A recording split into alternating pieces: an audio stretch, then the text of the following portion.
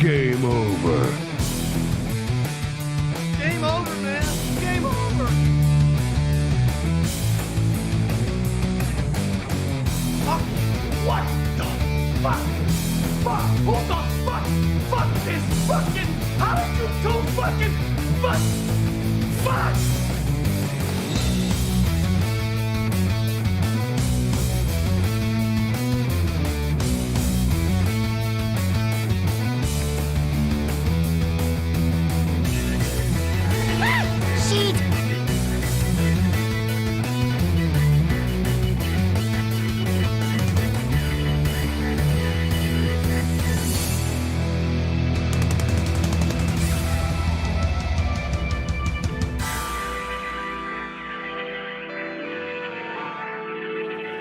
God, he is the biggest bitch of them all.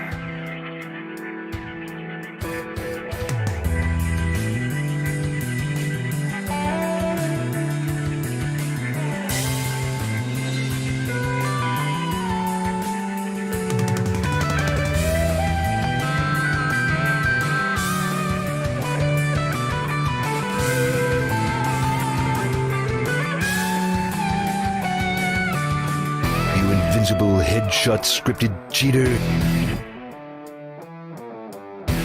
True geniuses.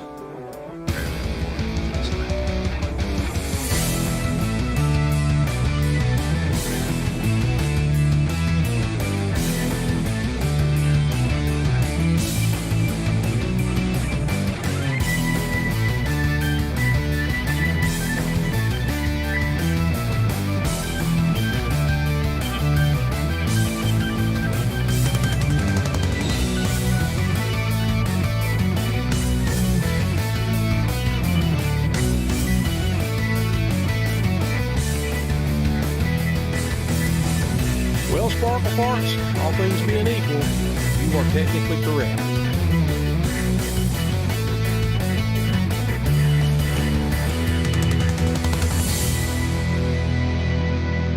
He's gotta puke! He's gotta puke! Welcome, everybody. We have a show today, because largely due to the fact that we didn't get to do a full show last Friday. So we had plenty of things left over from that, as well as kind of the pick of the litter with what's going on today. Really no room for any bullshit. We kind of fucking stuck everything, including the kitchen sink, in there. And now we've got a lot to go through. And we have, unfortunately, we have a funding goal. We'll get on that in a little bit. We'll let people filter in and stuff before we push for that. It's hopefully a very small one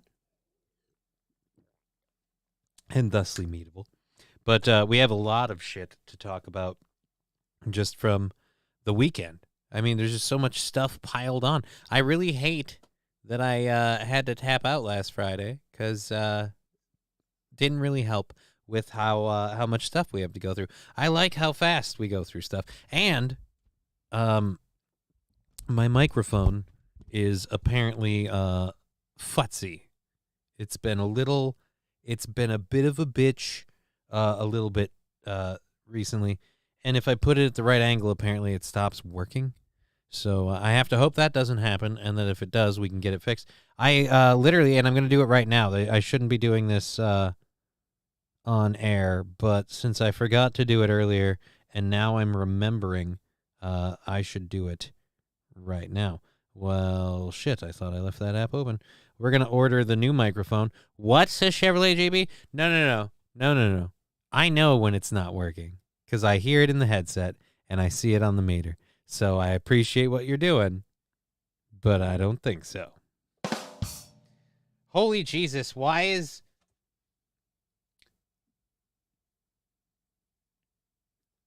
You know, I don't understand the first item on my an item for you list. Like, the other two make sense. I look at gaming controllers. I look at Lego things for my daughter. I don't look at anything that would quantify, let's call it a purple-headed Massager. Why is that an item for me? Has someone been borrowing my Amazon account? I wouldn't even look for that. I mean, that's not even in the right vein for what I would need. Holy shit. Got me, says Chevrolet JB. Yeah, I don't think it was you. The joke was my roommate, apparently. That's why those things go that way. All right, so that's not what we're doing.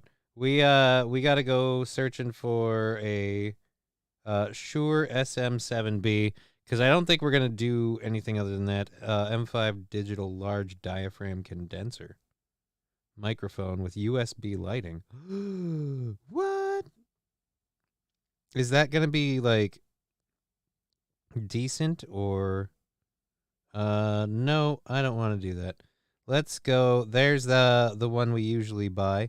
SM with cloud lifter mic activator. Oh shit. Yes, thank you. That was very helpful. I don't know if do I want to blow my bank on this, or do I want to get a mid-level one? Oh wait, no, it's the microphone. It's coming with that. Okay, that is the extra part. So we'll just add that to the cart, and it'll be here tomorrow. All right, sweet. We have a new mic by tomorrow.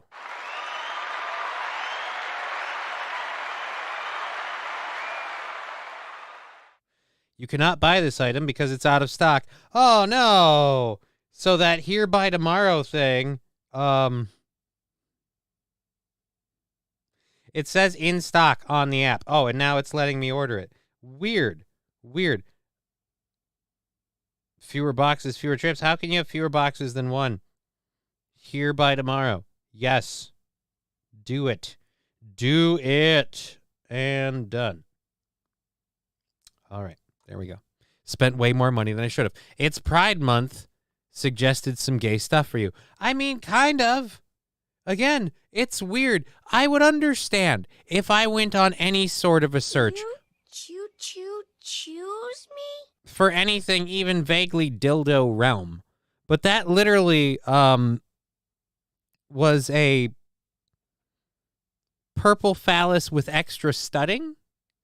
And it looked like it was it a dishwasher thing? I don't get, nothing about my search history explains how that ends up front and center in the For You suggestion category. Nothing whatsoever. Not even listening to me. If my phone were listening to me, it would be suggesting small, petite pixie-like women in schoolgirl outfits. Preferably Asian. So that's kind of where that's at. So again, no, I don't understand why shouldn't it be a whip today, not a purple-headed thing?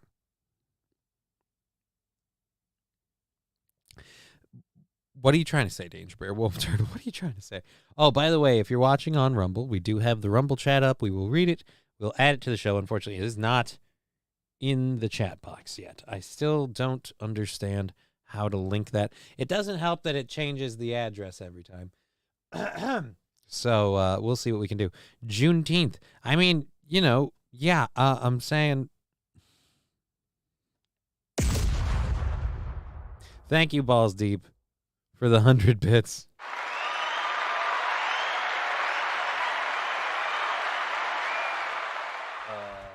You know, I'm gonna call it now. We were supposed to be doing a $25 goal, but in light of the holiday and probably lighter numbers, we're just gonna push that off to tomorrow. Not the goal itself, like it's not like it gets added to tomorrow. No, we're just gonna call it. We're gonna call it scratch, call it even, whatever. What am I gonna do? Do a half-hour shorter show and then socialize with all of? Oh yeah. Nobody. So yeah, no, fuck it. We'll do a full show. Will a fake $20 do it? Only if you also add in a piece of that Fent, my man. Got yourself a solid deal, George. Alrighty, so we have a full show. We've got everything loaded up. We've been kind of letting the audience filter in and we'll see if that keeps happening. Every time I glance back, it looks like a few more people show up. So I'm like, all right, we might not want to, get pardon me for borrowing your name here. Might not want to get balls deep into anything yet while people filter in. And or should I? Will a fake 20 do it, or should I not hold my breath? I mean, at a certain point, I have to be like, do I want to double down and go in on the bit? Because the channel risk is all mine. Like, I mean, do I want, oh, hey, look, little balls deep emojis. That's cool. I love the emote wall. So much fun shit on Twitch. It's going to be sad if we get over the subscriber limits that we need and hours limits that we need to fully activate the Twitch. Cheer 100 who wants to lick some summertime drop from my taint. No. No, and again, no. I'm sorry. I went hard in the paint, didn't I? I better yet spinning hubcap.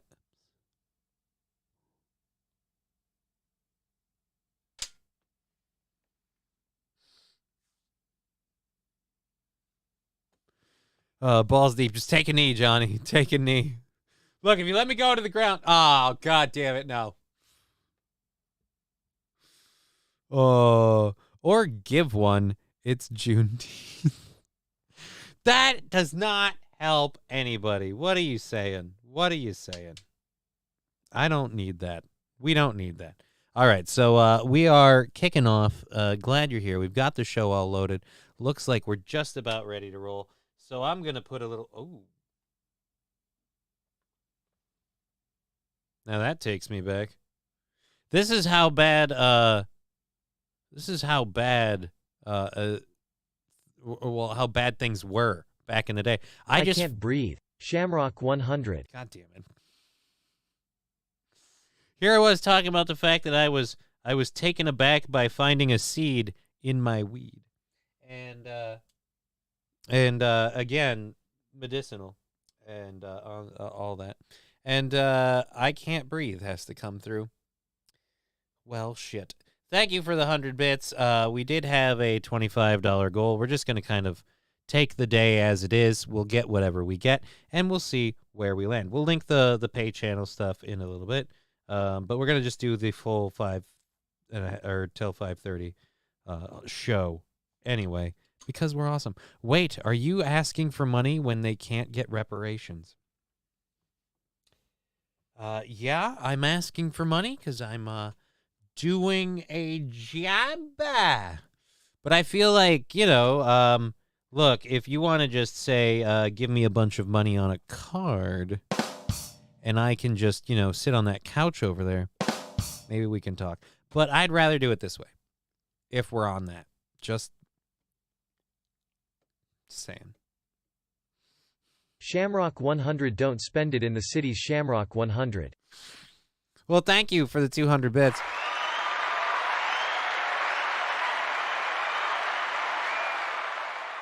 Why should I not spend it in the cities? Is there a reason? I feel like that might be prejudice. I mean, I'm not saying I will or won't. Oh, Jesus Christ. I didn't want to open your stupid Culver's ad. Culver's, when you want Wisconsin, but you don't want to go there. Culver's, when you have a big ass and you're like, I bet it could get larger. Culver's, when your phone literally says, Why didn't somebody tell me my ass was so big? oh, it's racial, he says. Oh, it's racial. Well, at least you're honest about it. Look, I don't approve of that whole motivational thing. All right? I don't approve of it. I think it's wrong. But hey, more power to you. And at least you're honest. That's what I'm saying. I can trust an honest. All right, whatever. Appreciates a handcrafted meal. Are you ready for a taste of Wisconsin? Holy shit, I was making a joke about Wisconsin. Culver's really is a taste of Wisconsin. It explains the butter burger, the cheese, and the shakes. No wonder why. Culver's, when you want a heart attack, but you're like, I don't want to travel. Like having sex It's a painstaking, arduous task that seems to go on and on forever, and just when you think things are going your way, nothing happens. Culver's.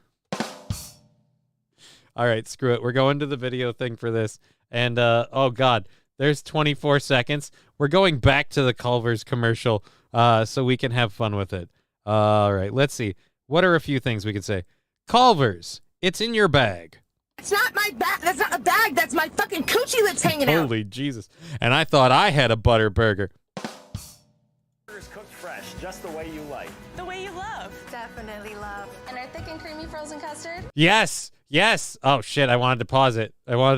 That's all. Yes. Have tons of fun. Talk us about the thick and creamy frozen custard. Of course.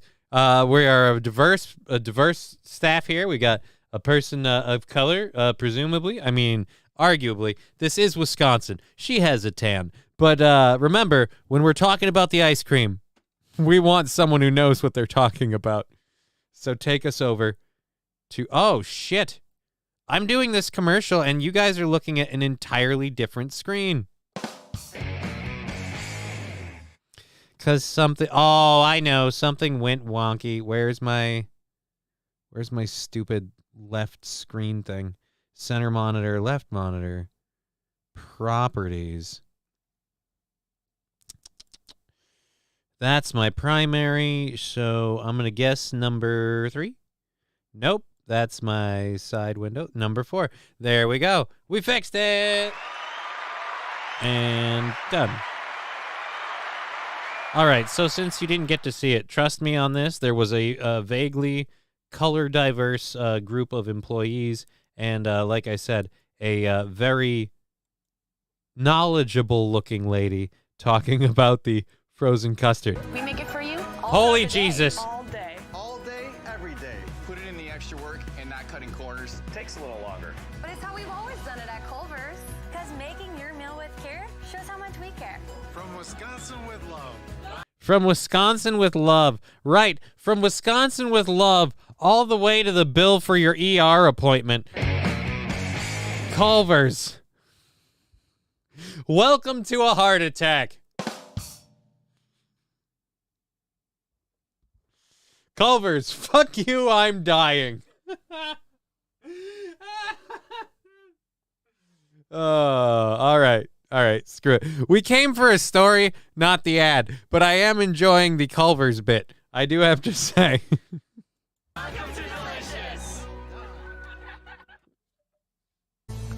Sunday is Father's Day, and there's still plenty of time to get your day. All right, this isn't... Is this the video? Was this supposed to be a video? I thought, did I click this thinking it was a video and I'm just doing a story? Oh, yeah, this is totally not the... Ha, ha, Johnny, you're an idiot. It's what we call a high-quality program. Serious show for serious people. Alrighty, I thought this was an actual news story. It's not. It's a written one. Well, we'll grip it and rip it pretty fast. Okay, so this is a story about we're doing our Father's Day thing, as you saw in the title, Father's Day Aftermath. You know, not aftermath like aftermath class. What's 2 parents minus 1 because of... No. Groceries. No. All right, so... This is an uplifting one to start. North Carolina dad takes a second job at daughter's workplace to spend more time with her. You know, because that's what a teenage daughter wants. You know, her first foray into the workforce, maybe to meet that boyfriend she's always hoped would come along and you know, finally finger pop her for the first time. You know what I mean? Like, she wants dad there, like a hawk. Just keeping all that dick away from his... She's my daughter, and she's going to stay pure. All right, I'm sorry. I'm reading into it. Because that's, like, honestly, I'm considering, like, getting my daughter just turned 5, and I'm like, is it too early for a chastity belt? Is it too early to be like, nope, let's just, let's lock this down, and you can be every ounce the person you want to be, and we don't have to wonder whether or not you're safe, because we took safety out of the equation.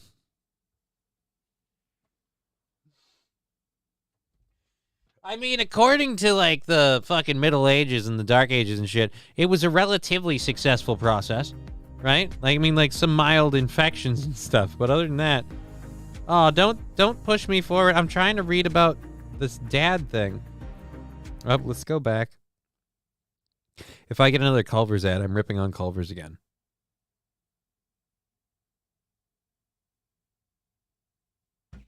We did. Who appreciates a handcrafted meal. Are you ready for a taste of Wisconsin? Remember, oh fuck, I keep trying to pause it and not click on it. Are you ready for a taste of Wisconsin? That's who we need selling you on a taste of Wisconsin. A guy who looks like at any moment he is about to collapse under the weight of his own girth. Yes, a taste of Wisconsin. Remember, when you want a burger, you want butter in it. Because if there's one thing burgers don't have enough of, it's juice and flavor. And so what helps more with that than butter? Because, you know, you got cheese on it. You got frozen custard as a side. What if you thought, I can't pack any more calories into this shit? Fuck you, yes we can. Add butter. Butterburger. Culver's. I'm dying. Butterburgers cooked fresh, just the way you like. The way you love. Definitely love. And our thick and creamy frozen custard. Again. Really, way to lean in. I get it. She likes the ice cream. We make it for you. Oh, she likes the ice cream too. Holy shit, Moana really got big.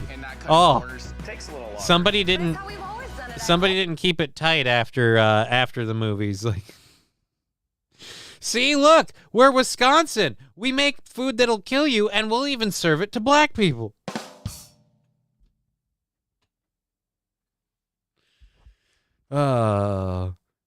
Proving capitalism and cholesterol know no racial boundaries. I was always told the Butterburger means never frozen beef.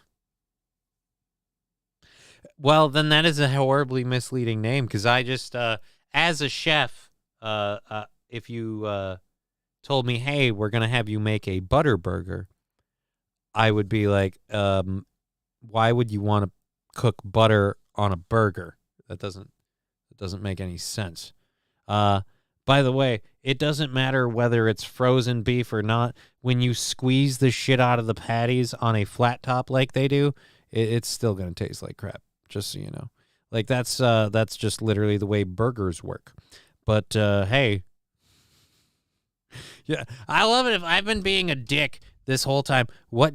Wait, Walt, he is a DJ at a strip club now.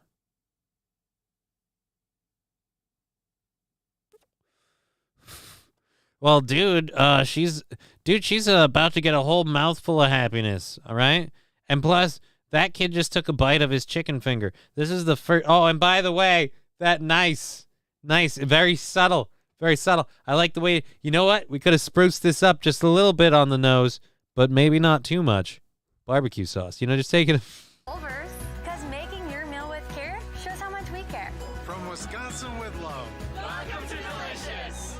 Again, it's Wisconsin with love, but by love, I think they mean Sunday your is emergency Father's room. Day, and there's still plenty of time to get your dad the There's still plenty of time to get your dad a gift, especially if you think he's a giant doozy.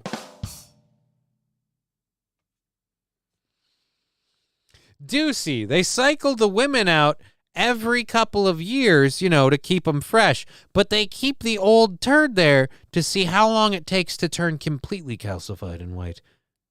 Ducey. Is that actually Steve Ducey? I think it's not Steve Ducey, and I'm being a dick. I hope that is at least Ducey, and I'm getting the name right. Otherwise, I'm being a horrible asshole. Joe Berger saying they have a Culver's here. I've never been. Well, I've been a few times. Meh. That's the way I'd rate it. Meh.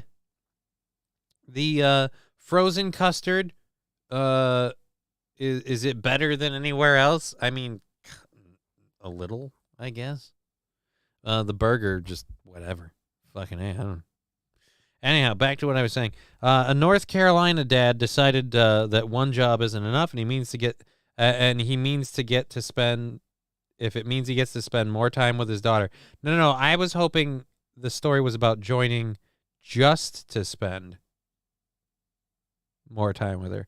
Is it because he needed a job and decided 2 birds, 1 stone?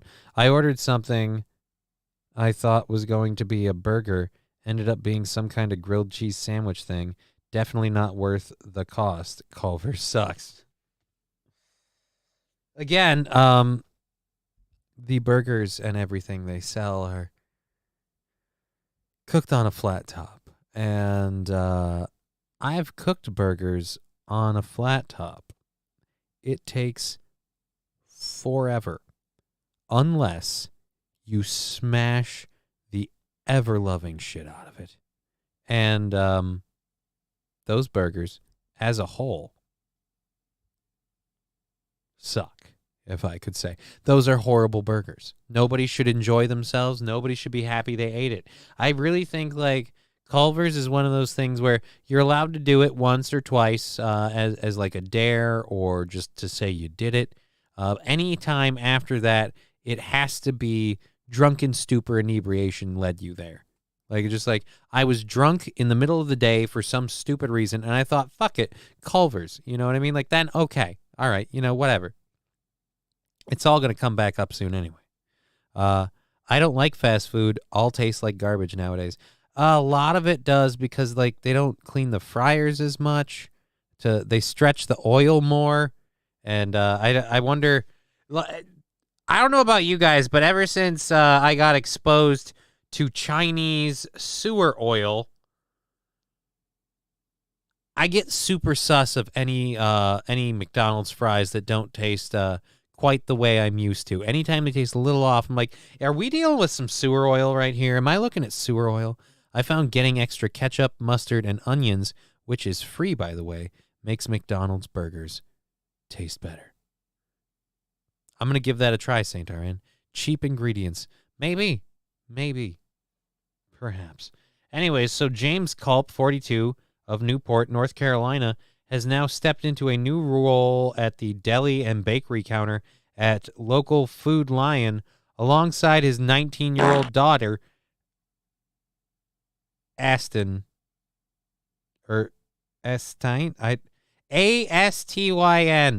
All right, 19-year-old daughter. I think it's time to let go, dude. The father-daughter duo went viral on Reddit after James shared an image of himself working alongside his daughter as they worked behind the supermarket counter to the website's Made Me Smile page. Okay, so his daughter's over there. Let's enhance before we start criticizing. All right.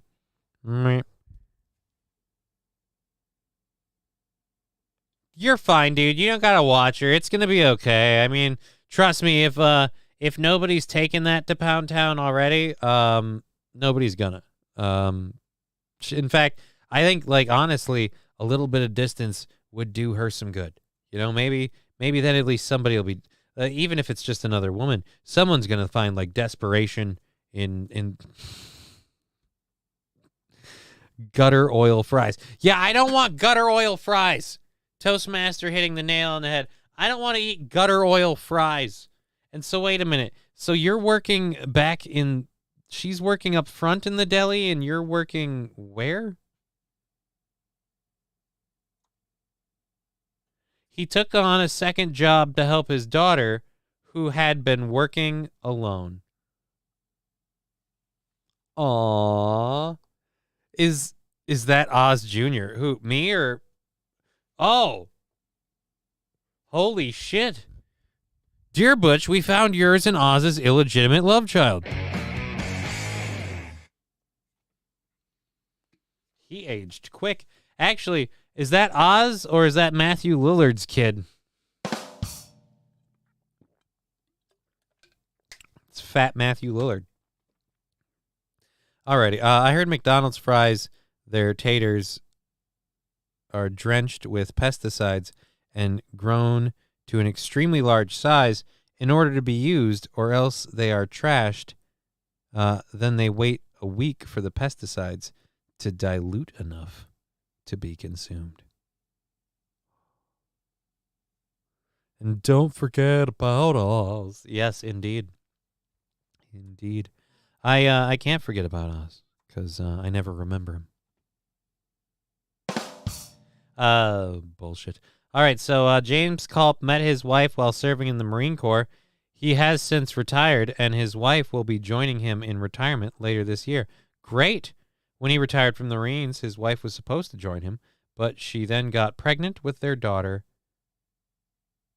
Aston. All right, wait a minute. When he retired from the Marines, his wife was supposed to join him, but she then got pregnant with the daughter. So wait a minute. So she had to work off the kid? Nice. Johnny, that's better than going for a pack in Newports 10 years ago. Cheer 100.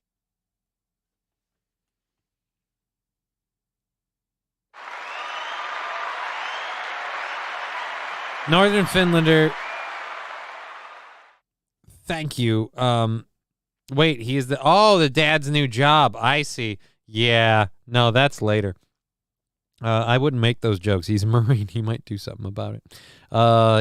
He don't take no fucking around with his kid. Although I say that, and I have been doing it for the past, 2 minutes.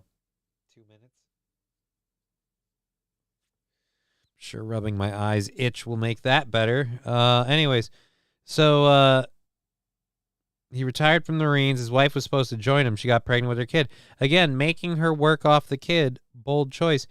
Quickly found himself stepping into the role of a stay-at-home dad. Okay. A job very different from his position in the Marines. Well, I mean, you're in the line of fire. You're still doing your duty, but it's cleaning up her duty.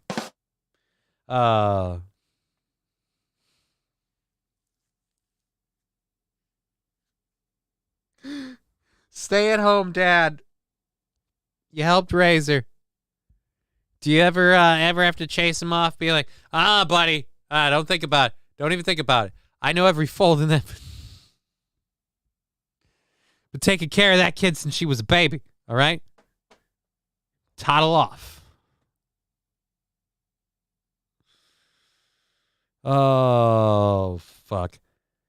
Alrighty, so found himself stepping in the role of dad, right? Being around the military, in a way, we aren't near family at all, and I wasn't working, so I wasn't really making friends where we were. It really was just me and Aston, James Culp told Fox News Digital in an interview. Oh, and look, there's a beautiful picture of them being a dad and his kid. Well, isn't that nice?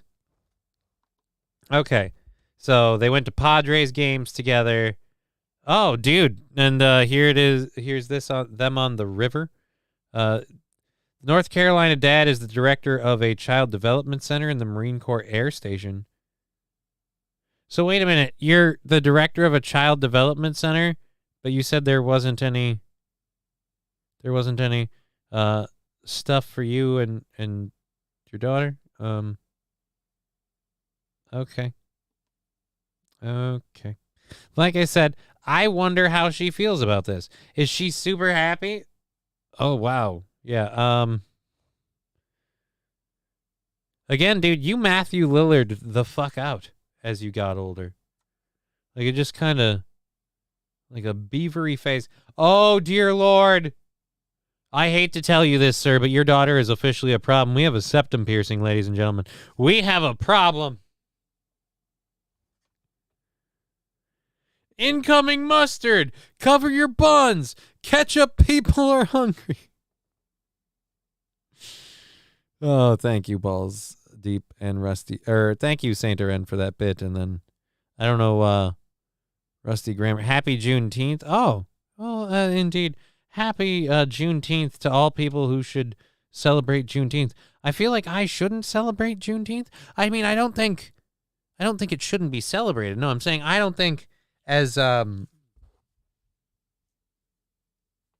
incredibly white person, I feel like Juneteenth is my day to just sit down and shut the fuck up. There are several things I shouldn't do. One of which I just realized now. I shouldn't make today about... Holy shit, a sticker party. I forgot we were anywhere near that. Now we can have one of those really quick. If you want to use a sticker on the Twitch app, it's free for a limited time while the music plays. Feel free to tickle your balls with any sticker you like.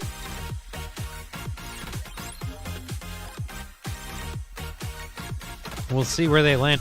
A couple of the big happy the Christmas faces. Okay. Are those like easy to reach? A lot of them coming in.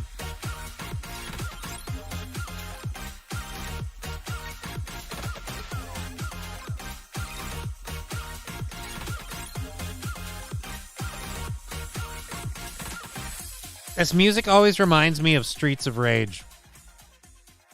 I always think like, oh shit, do I have to beat the crap out of a bunch of people in a back alley now? And just...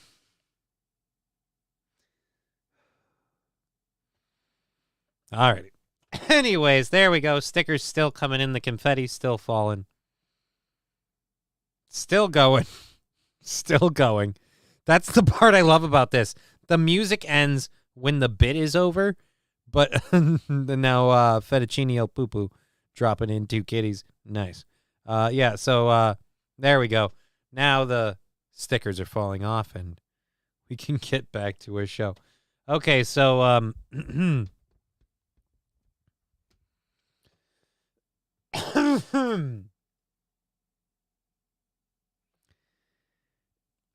so your daughter's 19. She's got a job. And you thought, you know what I'll do? Keep following her around.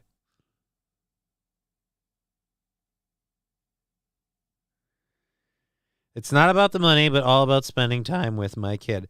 Again, I can understand the sentiment. I do. I get that.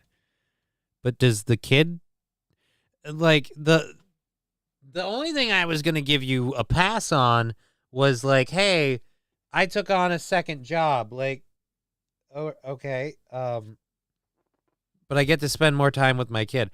Right. Because the one thing you have not had over her entire life was the ability to spend time with her.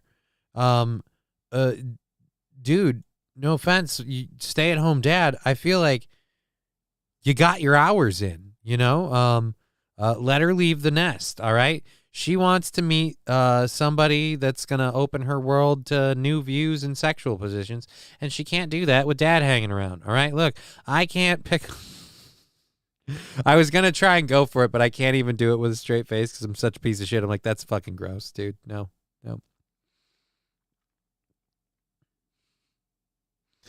But, you know, the hot 20-something guy that's just there to pick up some roast beef, he can't hit on your daughter if you're right there, and she can't play up to him if she knows dad's watching. She can't give her the digits so he can slip a digit. You gotta fucking give her some space, homie. She's gotta pick up people somewhere.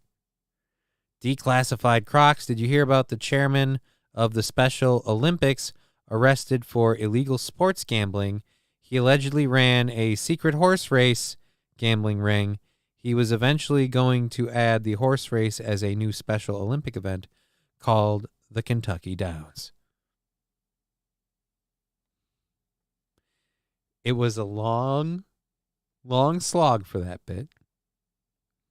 But as I can't fight the smile, I gotta be like, credit, that's pretty funny. Your designer girl saying hello, what's up? I on the ceiling at the moment. Me currently. Everyday vertical. And I'm not even talking about my dick. All right, anyways, where are we at? Santa Ran. Daddy, let's play Pony. Does Pony need a washing? Any job the young people make fun of the old people behind their back, that old person is their dad. Yeah. It's going to be really weird when she's, back in the cleaning closet with the janitor and he's, kissing her and fondling her boobs and talk about, and they're laughing as they're like, straightening up their clothes and making fun of other people. And they go, yeah, that old dude behind you, he's always staring at you like a creeper. And she's like, oh, that's my dad. And then he thinks, oh, shit, I just told him how I was going to fist you later.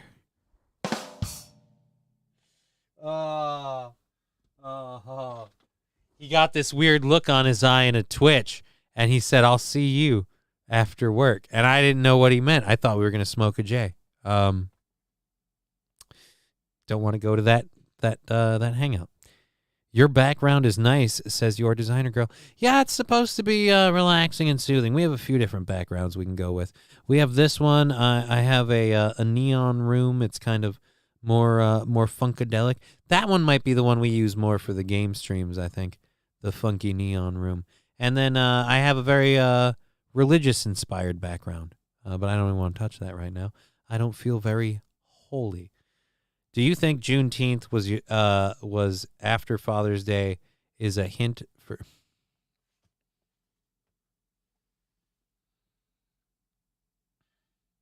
I don't know the history of Father's Day, but I'll tell you this.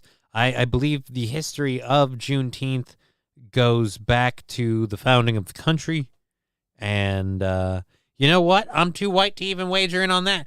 I'm too white to ask that question. That's not my purview. You're like my doctors now, asking me like, all right, so what do you think these test results mean? Fuck if I know. That's what I pay you for. I'm not here to give the information to myself. I'm here to get it from you.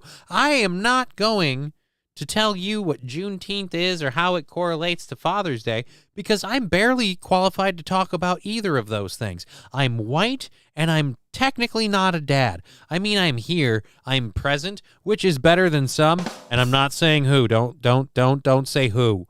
But and that wasn't a even when I'm not trying to do a thing, I'm doing it great. Awesome. Yep. Just march me to the races rally. I guess I'm fucking painted. Anyways, so yes, I don't celebrate Juneteenth, and I can't really comment on it because I don't know. Juneteenth celebration is when Texas slavers discovered they were free. Oh, so that is both informational, uplifting, and sad. Like, how long were they free and they didn't know it, is my question. It's the only thing I'm worried about. If they found out and they were like, hey, guess what? We're free. It's just like, yeah, we're free. No, we're not. And then like a week or two later, no, we totally are. Oh, sweet. 2 years is the answer. Okay, so what you're saying is it took a while for the news to reach that far.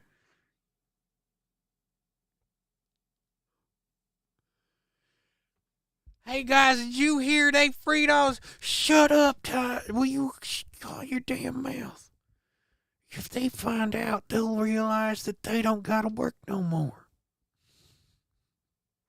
We got a good thing going. They don't check the newspaper. They don't know they allowed to. Stop telling them they have rights and they won't ask for them. Your designer girl saying you want your own logo, sir. I kind of vaguely have one, but yeah, sure. Go ahead and throw me your suggestion.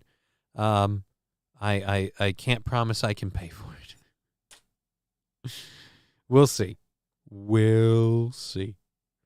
What is your favorite game? Oh, why does this feel like your designer girl is a bot?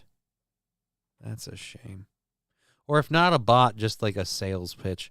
Like I get like, oh, one of those, here, click my website and check out my stuff, or do a thing with the thing. Like, I get it. You need work, but I'm working, and this isn't the time to sell me on something.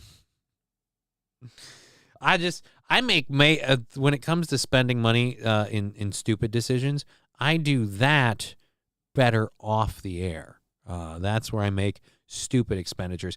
On the air, the only expenditures I make are expensive ones for the show, like the microphone I just bought. That'll be here tomorrow, which I can't be more excited for because I'm terrified to touch this. Terrified to touch this thing for fear I'll hear it go and then die and cut out on me like it did 2 or 3 times this morning. One time while I was doing a bit, which made the bit even funnier, but still, you win. Check out my page. Check out my taint. Oh, speaking of check out my page, that is an excellent reminder for this. I have a conversation we're going to pull up and talk about literally right now because we're 15 minutes into 15 minutes from the end of the first hour, and I still have all those stories. So I'm being horrible. We're going to get to this right now because I don't want to forget it. It's a little time sensitive. So as we were doing the show this morning, I was getting messaged by someone, and I decided, oh, please tell me. Oh, wait, nope, that's Andrew Sag. Okay. That's not who. Anyways, I was getting messaged by somebody on Facebook named Joshua. We're not going to say the rest of his name. I don't know if this is an actual person or a bot. I suspect a bot. But so I'm going to read for you what he sent me on my Facebook Messenger and how the conversation went along. I took screenshots in case he closed the conversation.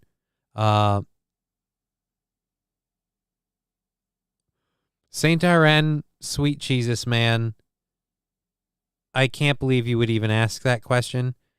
The level of disgust that I am sitting on is impressive. Obviously, they would still do auctions just at Walmart. I mean, come on. I mean, Walmart would hold, I imagine they would be roving, right? Like, because you're going to have different people. Like, the only way Walmart would get in on it without having, like, auctions and things like that is if, like, they went over to Africa.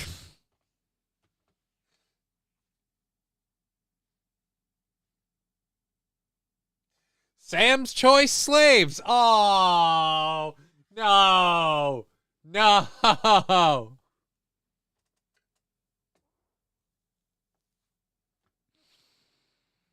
They're just as good as regular ones, but they're cheaper because they're not name brand.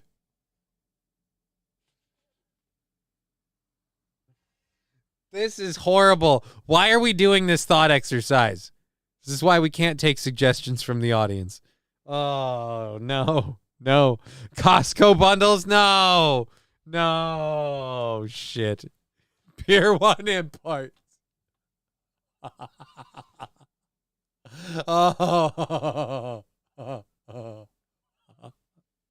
Oh, God. Bed Bath and Beyond. The Beyond stands for the human trafficking. As in beyond the pale.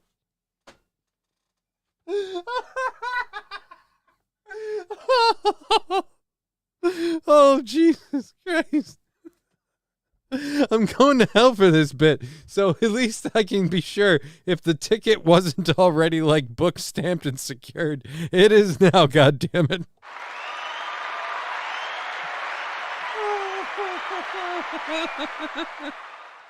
Oh, shit. Forever 1821. Oh, oh, oh. I almost inhaled before I read that. That would have killed me. Balls deep. Don't worry, we're all on board. It's going to be weird. It's going to be an airplane, and we're like, oh, God, we're crashing. And they're like, no, we're just going down. Because that's where your destination is. Oh, smoke them if you got them, you know what I mean? All right. We're having fun. It's not even an alcohol show, but I might pour me a drink just in a minute for fun. Anyways. Don't get that one. Kmart brand. But it's a blue light special.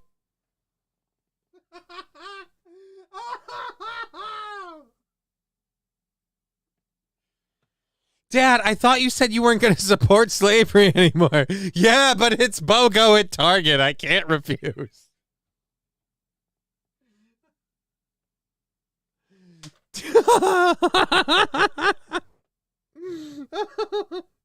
Where did we get this bit from? I don't even remember. We gotta roll back.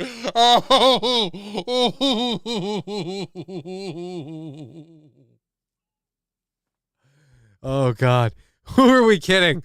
Walmart wouldn't do that. Walmart would just use them as the workforce. You just pick them up if you like them when you see them. I really appreciated the way he organized all the stuff on the shelf. And I thought, hey, you could do the same with my garden. I picked him up out of the lawn and garden section. He seemed like he liked it there.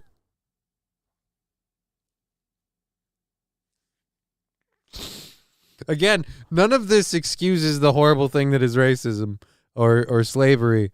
Because was racism a thing with slavery? I don't know. I'm just blanket covering my ass right now because I'm sure someone's going to be pissed at this at some point. We are kind of, talking about the Macy's Day sale on. No.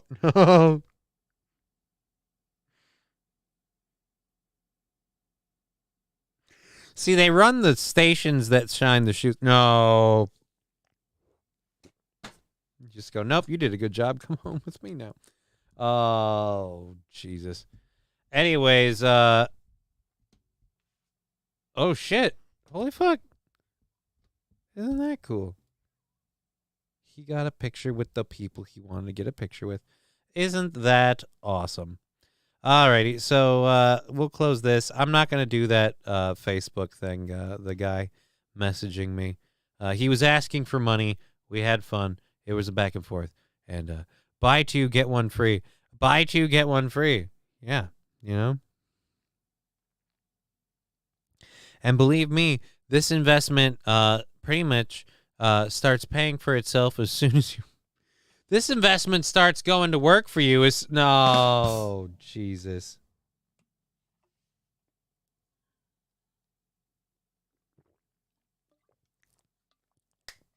But here's my question.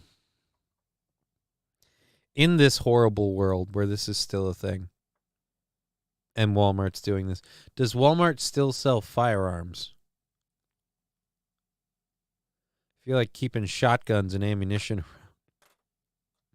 Jesse, how you doing, my brother? Apparently we're all going to hell for the horrible bit we've been engaging in for the last couple of minutes. So I'm going to bail out and go to something a little more uplifting. And it's this 2-minute video about a growing trend on TikTok. For once, a TikTok trend that I don't hate.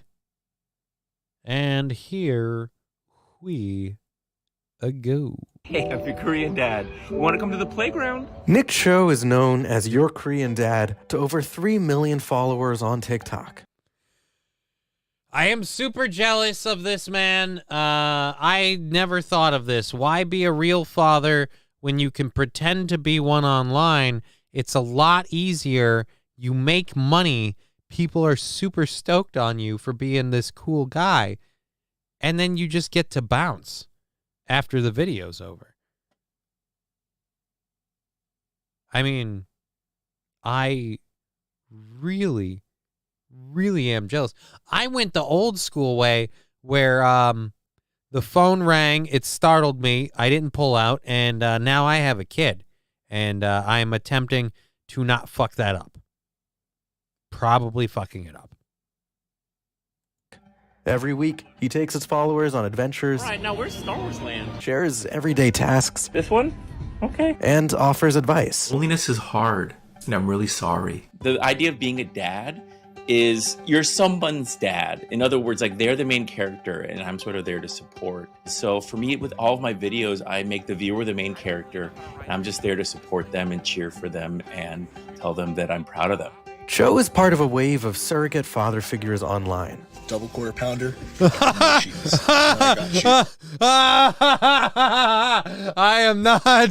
did not plan this. Do not say I planned. It is not. This was supposed to be done last Friday as a run-up to Father's Day. And,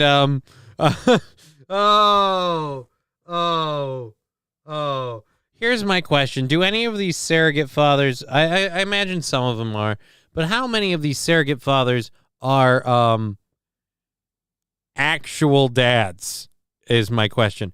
I get and appreciate what's going on here. I love what this guy's trying to do. Father's Day, bro. Right.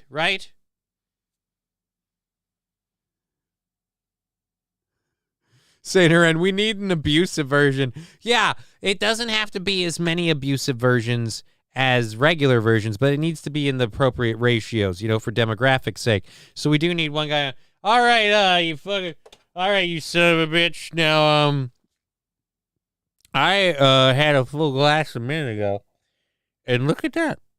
It's empty.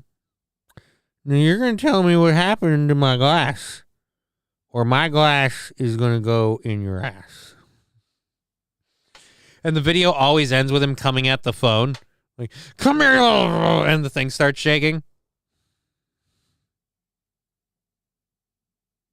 Taste Fairy saying, happy Juneteenth to Johnny. Thank you. I appreciate that, Taste Fairy. Sorry if I didn't get that when it popped up there. My bad. All righty. Okay. So let's go and continue this video. I mean, who's going to eat the cheeseburger? Honestly, though, it looks like you could. You look like you've, how shall we say, got it on lockdown.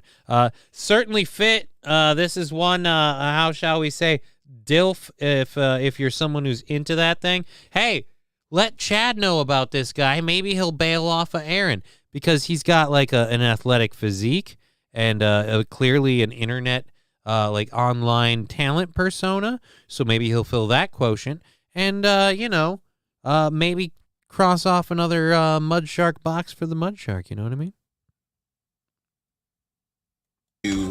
A blizzard as well, and some water. Your proud dad, Summer Clayton Offline, is best known for sitting down to virtual meals with his nearly 6 million followers. And I figured I like food, and I know that you like food, and so I'm going to set my plate up, and we're just going to talk and get to know each other a little bit. What are you excited for about the day?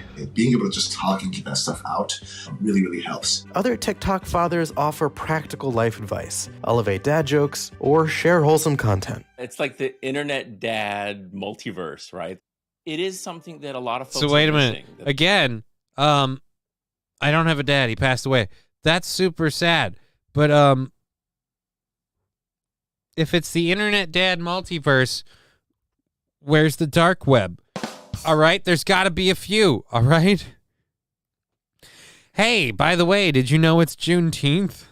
Again, this was not a plan on Juneteenth. This was supposed to be last Friday, and I'm doing this to, again, make fun of the fact that we have to resort to the internet to be our dads because apparently whether we've lost our dads or never had them or the fathers we have aren't good enough, apparently we have to resort to these internet dads. And a lot of people are being like, this is super awesome. This is super cool. And I do think there is a very kind of awesome, benevolent side to it. But I also do think, like, as an actual person who has a real child, the ability to be like the dad for millions by recording this video seems like a bit of a cop-out, right? Because you're not on the hook for anything. You're just there to be their dad, to help them out, right? And then you sign off and you go back to your life. You're a single guy, or maybe not a single guy. Either way, you don't have any kids hanging you down. You got life to your fullest. It's like, oh, all right, now I'm going to go have fun and do shit. You went to fucking Star Wars land or whatever, and you filmed a couple videos for the channel, and then you went off and, bought yourself a lightsaber because, let's face it, nobody else needed one. The same way that guy made those pancakes for him, and the burger and the blizzard. Guess who was eating those? I'm gonna spoil that for you. I wonder if strippers know about this guy. Which guy? These surrogate dads? They absolutely know about this guy. Who do you think they spend the money they get from the channels on after they're done? You support surrogate dad so he can go to the strip club and make it rain on surrogate mom. I'm shitting on these people who are doing it completely honestly, like, decent thing. I have no idea if they make money off of it or whatever. I'm just being a dick. They're missing that idea of a father figure. A lot of people have a lot of trauma and sadness around the idea of a father, of a dad. It just goes to show that fathers are really important, but in many ways... Whoa. This is CNN. Let's not stress that fathers are really important. You're tiptoeing very dangerous to making a point that some would rather you didn't. Those needs aren't really being met. For all of you, I really want to say... Again. Do you want to talk about... Well, actually, we have a story later. We'll get into that. Let's just let this go. Proud of you. I think it's just this contrast between what I have to offer versus the other chaotic type of stuff that people are seeing right now. I think if there's ways that I can just hold space out there for people to feel as if you got a little family here. Thank you, God, for this food. All right. Okay. We're on the verge. Okay. You've got a little family here. Yeah. That is helpful in a small way, and that's nice. And I'm not trying to shit on this too hard, but again, I feel weird about it in the fact that there is no actual responsibility. There's, you could and maybe these guys do, and if they do, good for them. You could volunteer and help kids in your local community and things. The idea of I'm going to do this on TikTok for millions of people is one of those things where I feel like even in this situation, we need to address this. This doesn't really change a lot, and you aren't really doing anything. You're filling a void for somebody, but that void is there, and they will fill it with something, whether or not it's you. But again, I suppose better than what else is on TikTok. Urge of a big conversation in our culture about men and masculinity and fatherhood specifically. And if my content gets to sort of open the door to that conversation. How are they letting him speak? Okay? I get it. He looks the part, but if you guys listen to what he's saying, he just said fathers are really important. Certain communities don't have them, and certain people, well, maybe he didn't say certain communities, but he said there are people out there who lack a father figure, and it's really important to have those in their lives. And then he went so far as to say, we're on the verge of having a really important conversation about men and masculinity. I really, really hope he's going to keep going with this, and they're just going to cut him off. Because it looks like they're about to end it. So if he doesn't, I hope he's about to go a little bit further. A little bit more, then that's a wonderful thing. Ah, shit.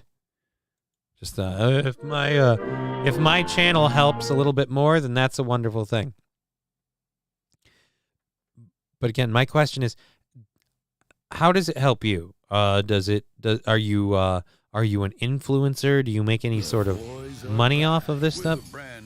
Sweet Jesus, stop airing fucking ads. Yo, Johnny, have a great show. Oh, you're here just to wish me to have a great show and then bail? That sounds awesome. Well, if that's all you can do, I understand.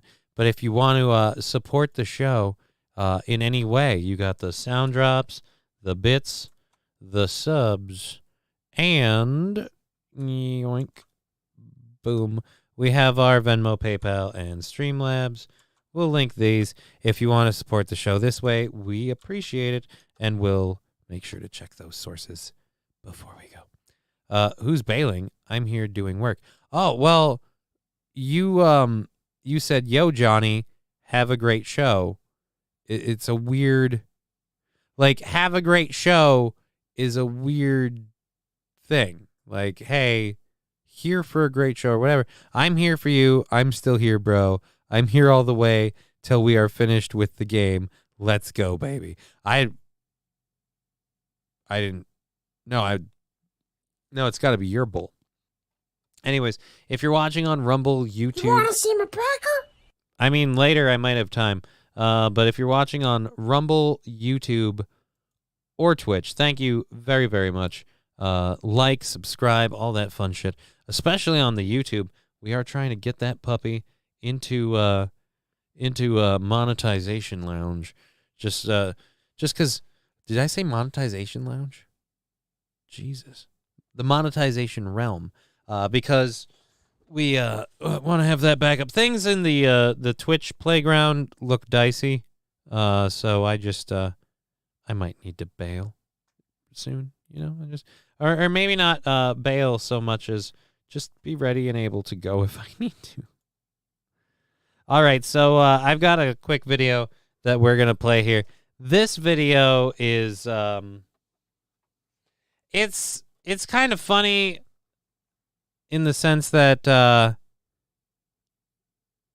God! yeah, I'll just let this play out first. No, Good idea. Please, no! No! No! No! It's weird that this is coming out now, but this is something that's kind of been making the rounds on the old Twitter, the Instagram, all the socials. Apparently, people have thoughts, and so we'll let you experience it for yourself. Here we go. This is the video everyone's losing their S about. Take it away, Toots. Sorry, I can't contain myself. Today was the last day of school, and I teach 4th grade. And I have like the most amazing students, and I've been keeping a secret from them all year long. You like white guys. Sorry, these are tears of joy, tears of joy. So I finally came out to my students. I was like, class, I have something really personal that I need to tell you. And I think it's really important for me to share this with you. I have a good credit score. I just want you guys to know that Miss Fontanilla, your teacher that you've had all year, I want you guys to know that I'm straight. And they were so accepting of my straightness. I showed them pictures of my husband, and I was like, yeah, that's my husband, guys. That's my He is white. He's white. husband. And I also said, if you guys ever want to talk to me about what it's like to be straight, like, I'm here for you. I'm here for you. And I had so many kids tell me they were straight too. I love this video.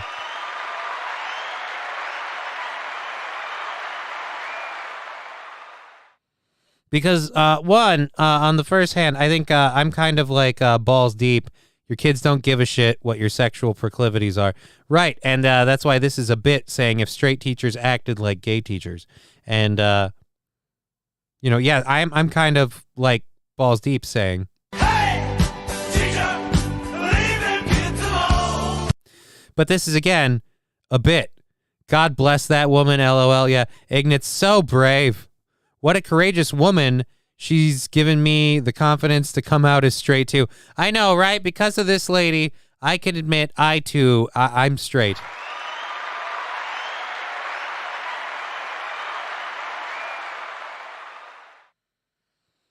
But again, the hilarious part to this is if you have a problem with the video, it's very hypocritical of you to have a problem with this video and not the hundreds of other videos we've seen before now. It's weird that you're doing it this month. Like, I will say that seems a little strange, but fucking A, man. Again, it's just hilarious. Courageous woman. Oh yeah, we just read that. Duh. Alrighty, so let's go back to the old lounge and close this out and see what we can do next. Wasn't it? There was one that was a news story. Nope, that's an ad and not the story we wanted to do. Robert F. Kennedy Jr. argues he can beat Trump and DeSantis in 2024. Yeah. They're going to make sure Trump doesn't get to go to the election. And, hey, man, if they want to make Trump a huge criminal and keep him from being president, they better lock up Biden, too.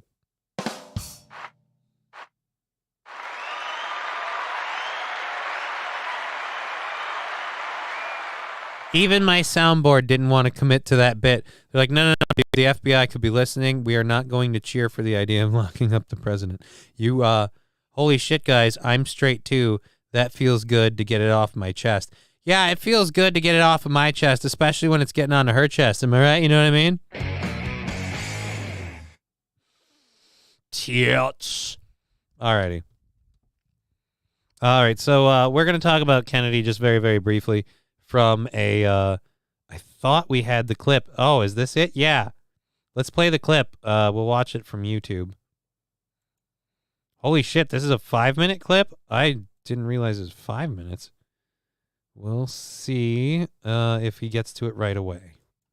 My uncle, John Kennedy, did that. He refused to go to war. So he was surrounded by military-industrial complex, and he learned very early and an intelligence apparatus that he realized early on that the purpose of the CIA and the intelligence apparatus was to create a constant pipeline of new wars for the military-industrial complex. The day, 3 days before he took the oath of office, Eisenhower, who was the outgoing president, gave what is probably the most important speech in American history. All right, I've said this before, and I'll say it again.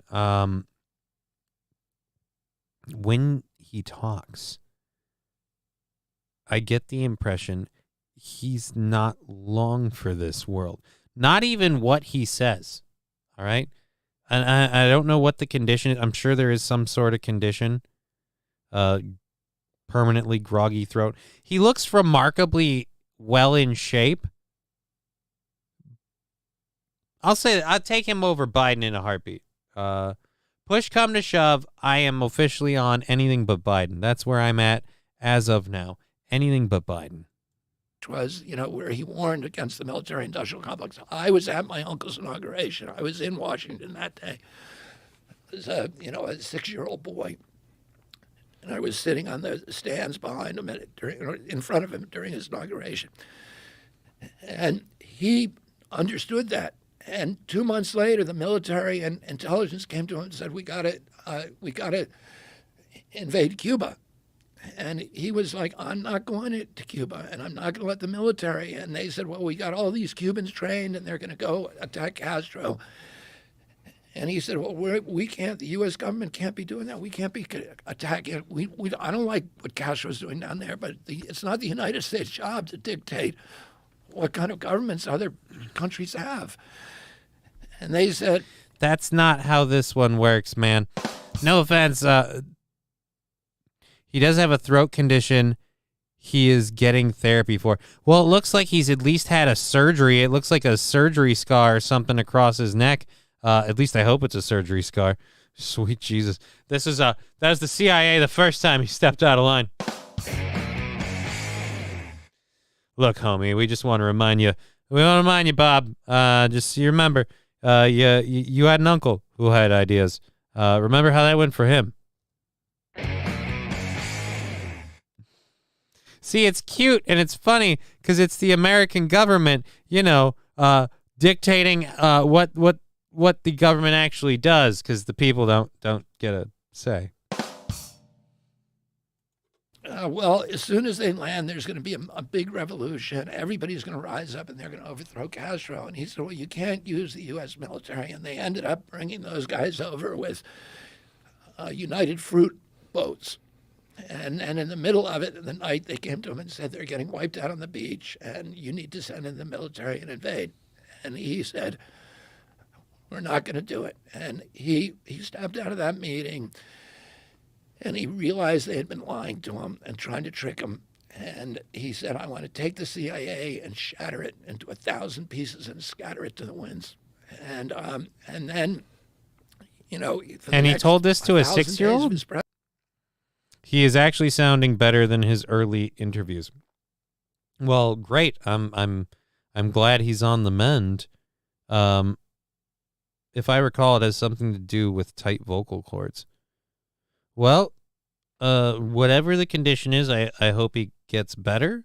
But as I've been shitting on a bunch of people today, I feel remiss if I didn't shit on him as well. Can you just clear your throat and speak up a bit, sir? again, I just don't think I don't think you're going to go in and actually change anything. And if you do try to go in and change stuff, I again imagine you're going to meet the same car ride your uncle got. Presidency, he was at war with his military and intelligence apparatus. They tried to get him to go into Laos. He said no. They tried to get him to go into Vietnam with combat troops. They said that we need 250,000 combat troops. He refused. Everybody around him wanted him to go into Vietnam. He sent 16,000 military advisors. That's fewer people than he sent to get James Meredith into Ole Miss in Jackson, Mississippi, to get one black man into school. He sent fewer in Vietnam. They weren't allowed to fight. Many of them did. They violated the rules of engagement. In October of 1963, he heard that some of his Green Berets had been killed over there. Holy shit. Was fill some holes is absolutely right. He could be Aaron with strep. We're listening to Aaron in the future. This is Aaron's future. He's going to blow out his voice so much that one day it doesn't come back. One day, infecting April with whatever he has won't save him anymore. And that's where he's going to land. He may carry an old family tradition. If you mean getting assassinated, possibly. This guy sounds so weak, I kind of hate JFK now. He doesn't sound weak. Like, do you mean like his voice sounds weak? Or do you mean his political takes on sending people into places sounds weak? Because, again, the whole point he's making is that his uncle didn't want to go into war in these other places because the military industrial complex wanted it, and feeding this. His voice, not his take. Okay. All right. Yeah. All right. Sweet. All right. I'm right there with you. Yeah, it sounds weird. Like at any point you're going to give up. I mean, just come on, man. I know you don't want to do it, dude. I get it. I know you don't want to do it, but you got to get one of them little deals and just, look, this is how it is. This is the way it's going. You got to get something to push him in there, man, because it's just, whew. Either whispers or incoherent screaming, tough choice. Yeah, you got to push it out, man. Can't hold that shit in. You got to get your message out. Quick, concise, to the point. You can't linger. You want to make sure you blow past all obstacles. You want to blow past the obstacle. There we go. I knew there's one more. He should have brought a megaphone. Yeah, he should have brought a megaphone. Again, this is the worst part. He might be saying, especially on the Democratic side of things, he might be saying the best stuff that we've heard in a long time from a lot of people. The one thing I would be curious if he'd say at all is that the reason people don't like Trump is because, much like his uncle, Trump did not want to go into a lot of wars and put the military everywhere. And that wasn't going to work for him.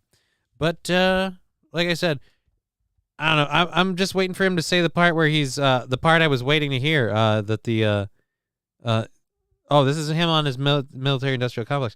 I wanted him to say the part where he's worried about them taking him out, because didn't he say that? And he said, I want a total casualty list from Vietnam. And his aide came to him and said, 75 Americans have died. He said, that's too many. And he signed that day a national security order ordering all troops out of Vietnam, U.S. troops. The first 1,000 over the next month, and then the rest by the beginning of 1965. And then a month later, he was killed.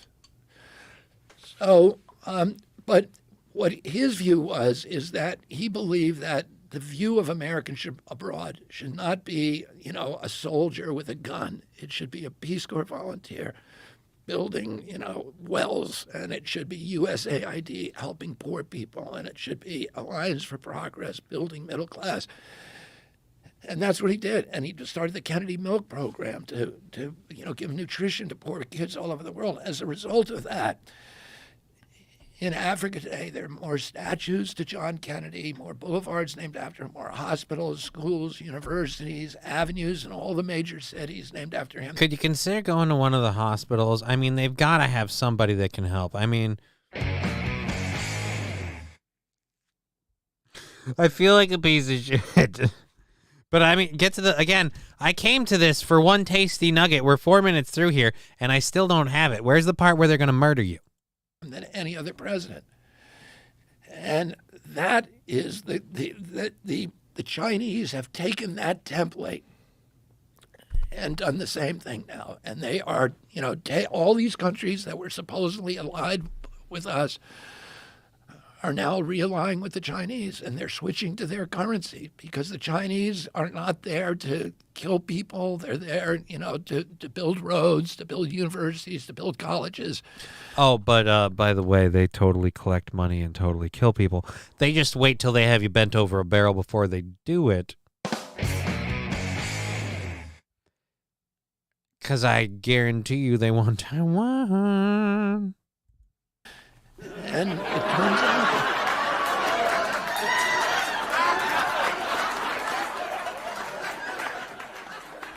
Alice McGee, LOL, and just entered the stream to hear Murder You. Hi, all. Welcome, Alice McGee.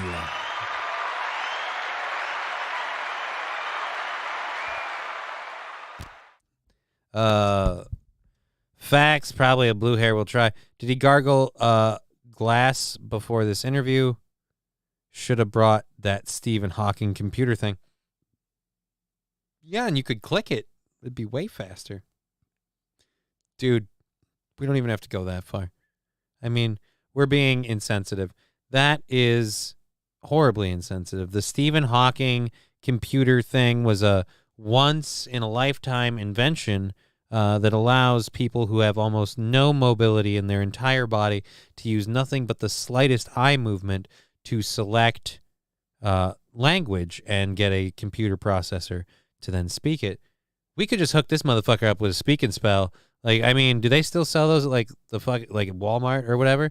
Like a clearance aisle? We can just give him a speak and spell. He can just type it in and then boom, there we go. Speak and spell. My mom has ALS and she has that, right? And he doesn't have ALS.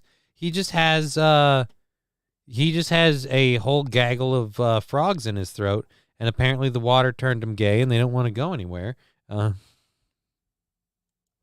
People like that a lot more, and we should be projecting economic power around the globe and not military power. It will make us much stronger. But what do you think happens when you get into office? Like, if you're talking about your uncle who's assassinated, and you believe the intelligence agencies were part of that, what happens to you? Well, I gotta be careful. I mean, I'm aware of that, and I'm not. I'm aware of that danger, and I don't live in fear of it, at all. But I'm not stupid about it, and I take precautions. I take precautions. I have other people start my car. I have other people eat my food. Why does Joe Rogan's sad face bring me joy? Oh, well, I have no idea. Personally, I would advise you, Mark Stevens. I don't generally give much in the way of life advice. I would advise you to never be someone who takes joy in someone else's sad face. I have learned that taking joy in someone else's sad face, it wears on you a little, I think, in the end. And so I try not to take joy in someone's sad face. I take joy in someone floundering when I feel like they've earned it, But I mean, I'm probably a hypocrite. Probably still a horrible hypocrite. Hey, Curly does not drink water. Oh, he clearly does not drink water. Good advice, brother man. Well, it's not bad advice, but like I said, I'm also probably a horrible hypocrite who when I see someone that I don't care for, I enjoy them not having a good time. It seems weird. I mean, if you have something personally invested with somebody, then it makes a lot more sense. But yeah, like Alice McGee said, depends whose sad face it is and if they deserve it. Alice McGee bailing me out. Holy shit. We are halfway through the show. Again, we don't have a goal today due to just it being the holiday thing, and we just got back and after Friday, so we're gonna just go ahead and do today. The goal will probably be returning tomorrow, and let's just click onto that one in case anyone does anything with that. We'll know. Nope, still good. All right. And R.I.P. Tampa Terry. Okay. R.I.P. Tampa Terry. Moving on. Okay, so that was our bit on Robert Kennedy. I feel like that 5-minute lead up was more than we needed, because the last 20 seconds was the part we were looking for. And of course, he's where I want to know what the precautions are. I mean, I suppose you can't say them on air. I take precautions. I'd love to see him get elected, and the first thing he does is just fucking guts the CIA. Guts the CIA down to the fucking bones. Just burns down. Takes out all the alphabet agencies. I mean, half the country will be like, whoa, what the fuck? The other, well, actually, no. A third of the country will be like, whoa, what the fuck? And then half of the country will be like, dude, nope, that still doesn't make sense mathematically. My point is, most of us will be on the side of like, whoa, that's good. And other people are like, whoa, that's messed up. And then there'll be a very small people being like, it's not cool, but I understand. Rusty Grammar saying Tampa Terry is immortal, Jack. I don't know. Tampa Terry has nothing to do with this show. Not for any good or bad reason. Just not really a Tampa Terry thing. You guys have at it. You have all the Tampa Terry discussion you need. So much chicken voodoo-based precautions. That's got to be fucked up. No wonder he owns a chicken farm. Who brought it up? Terry Trump. Terry Trump brought it up. R.I.P. Tampa Terry. Terry Trump brought it up. Like I said, it doesn't involve me. Anyways, I am feeling fuzzy, and we have 2 hours left in this program. So let's get into this next thing we want to talk about. Spotify's executive Bill Simmons calls Harry and Meghan grifters after the podcast deal ends. I'm looking forward like you would not believe to what will be, I imagine, the Meghan Markle, Bill Simmons is a horrible racist retort. Because that's her defense for everything.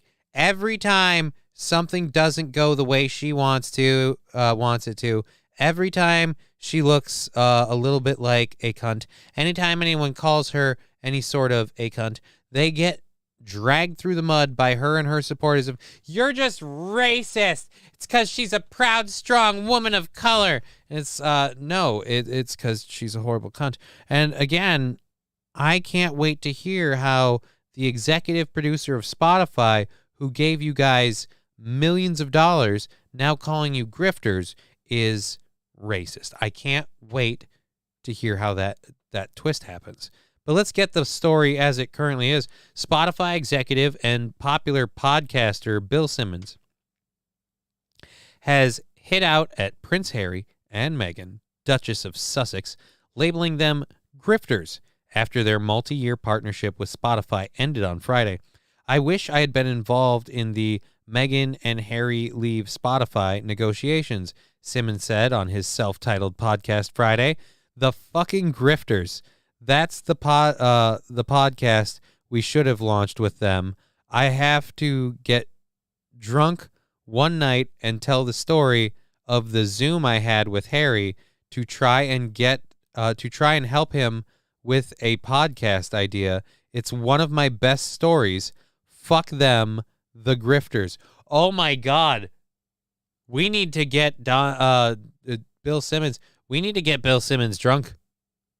We need to get Bill Simmons drunk. Is there I wonder, did someone clip this for YouTube? Bill Simmons, Harry and Meghan. Bill Simmons, Harry and Meghan. Spotify drops Sussex podcast. Nope, that's you people doing this. I want to hear him. Nope.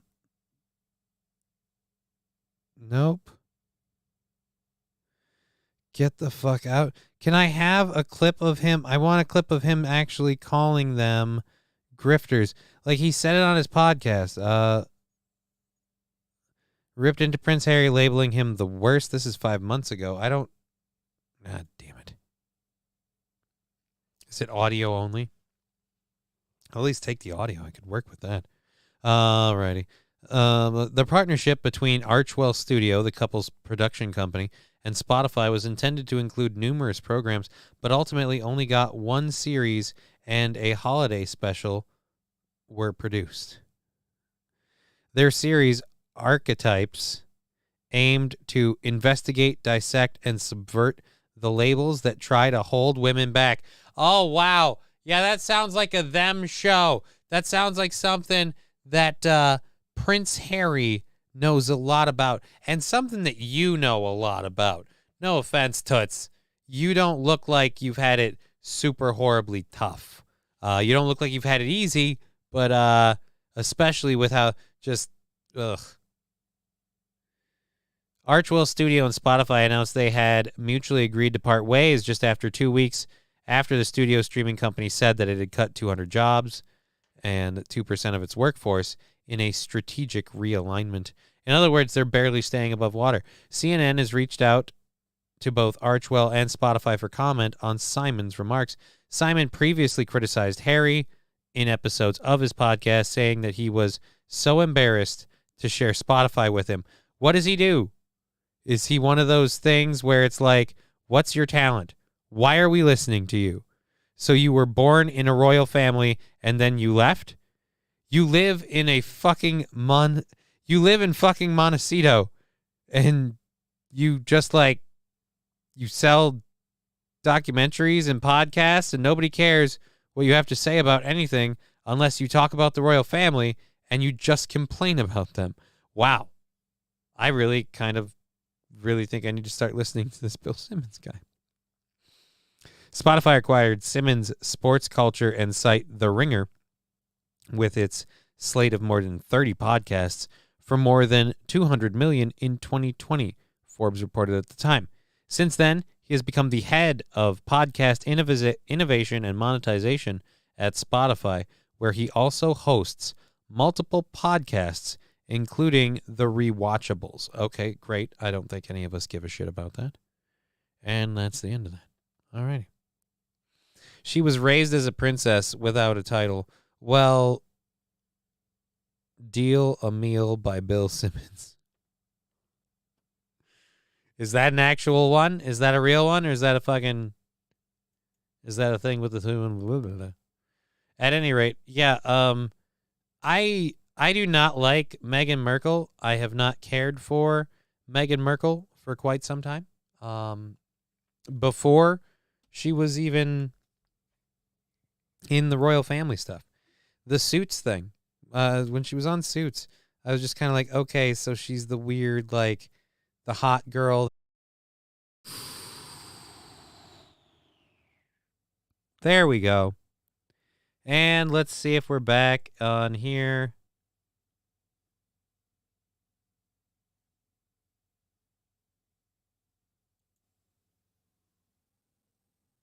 I don't hear it, though. Let's reload it like this. Let's reload it like... Oh, great. Now the audio sounds super shitty. Let's reload it like... Oh, great. Now the audio sounds... Let's see, is the audio even working here? Do.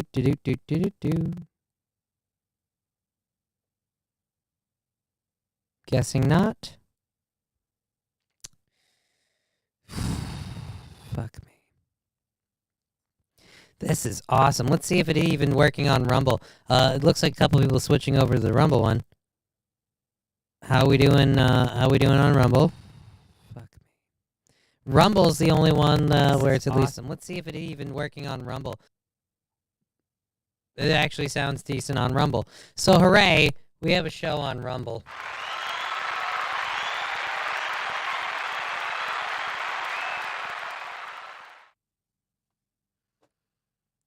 Great. I love this. This is awesome. Okay, so let's go ahead and click the Rumble link, Control-C. We'll go ahead and share this with the Twitch community, or with the YouTube community, Control-V, and with the Twitch community. Remember when we jacked off to Tara Reid, Johnny? Do you remember? I didn't jack off to Tara Reid. Let's share that. There we go. Hopefully that helps. Thank you, Brawls in My Mouth, for following me 30 minutes ago. I don't know if I addressed that. Let's see if this is... Oh, no, this is still not working. Yep, still not working. All right, so... And then, what's happening? I'm guessing fucking... our... What is it called? Our KBS? KBS crashed.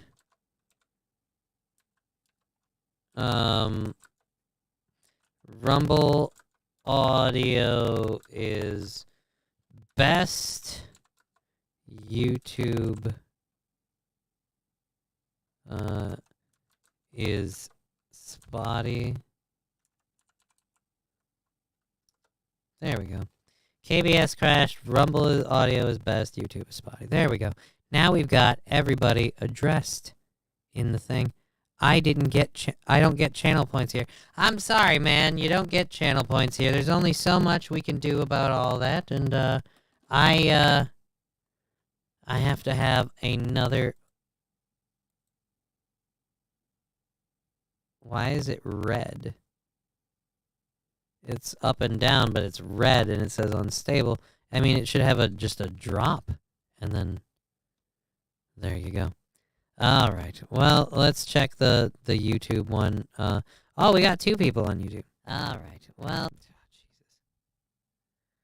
Fuck. Ugh.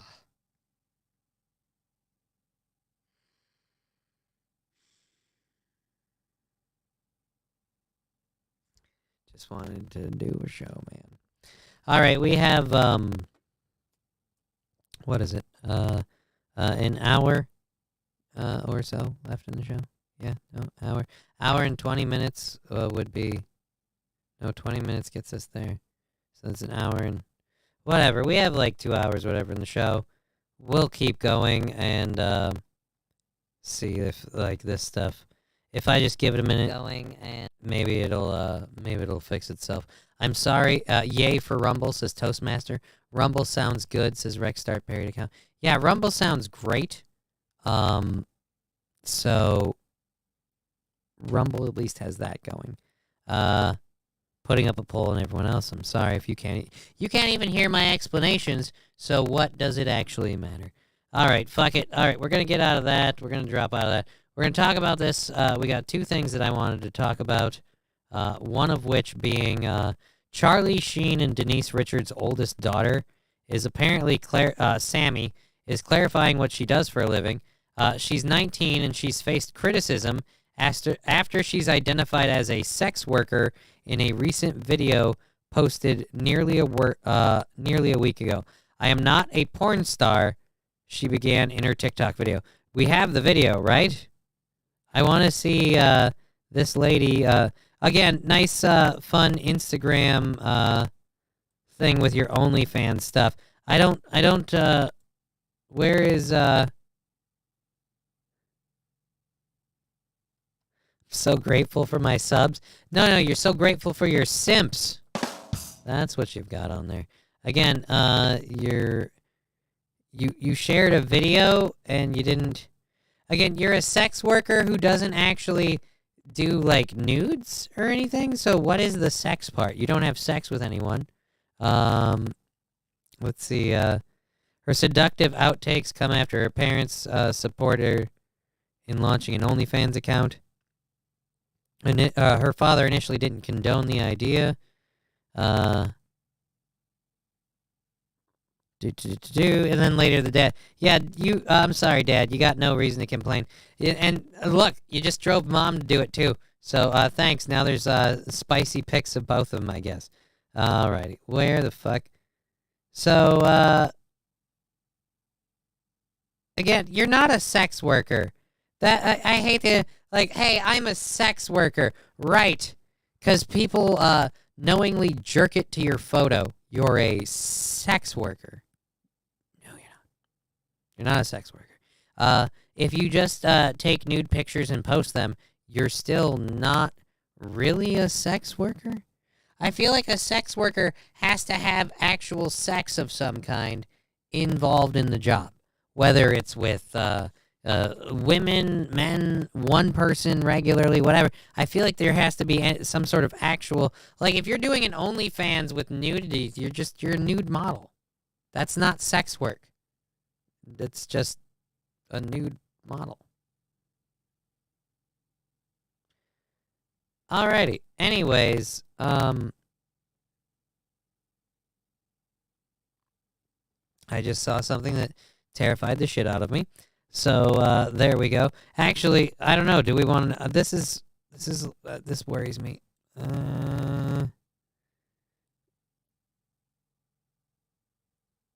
Elizabeth Hurley stars in a erotic thriller written and directed by her son. I don't care what they say. I feel something. Take some Metamucil. This problem's gonna work its way out. Rob Schneider woke up in America, streaming now on Fox Nation. Yep, don't care.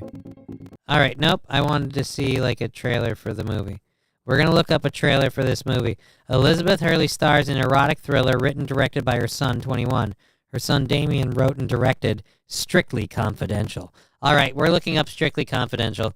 This is a weird rabbit hole that I suddenly need to go down. Strictly Confidential trailer. Strictly Confidential. Oh, wow. Strictly Confidential trailer. I just have to type Strictly Con, and there it goes. Wait a minute. Strictly Confidential trailer. This is from 8 years ago. This is Norway. Nope. 2022. Where is the trailer for this Strictly Confidential movie with... None of these seem accurate. Yeah, because that's not it at all. That's from 8 years ago. What the fuck? This news story is bullshit. A trailer for a movie she filmed last year just dropped. Yeah, where is it? It's filled with scenes of Hurley in revealing clothing and a few shots of her getting intimate with another woman. The movie was written and directed by her 21-year-old son, Damien. The story is about a woman named Mia who is haunted by the suicide of her best friend, Rebecca. All right. Yeah, where is the trailer?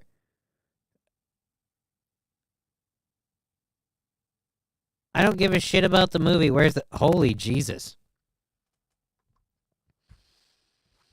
Dude. Seriously, if you intended this role for your mom, I have some serious questions. Like, I get it, your mom's totally hot, but I'm saying that because I'm not related to your mom.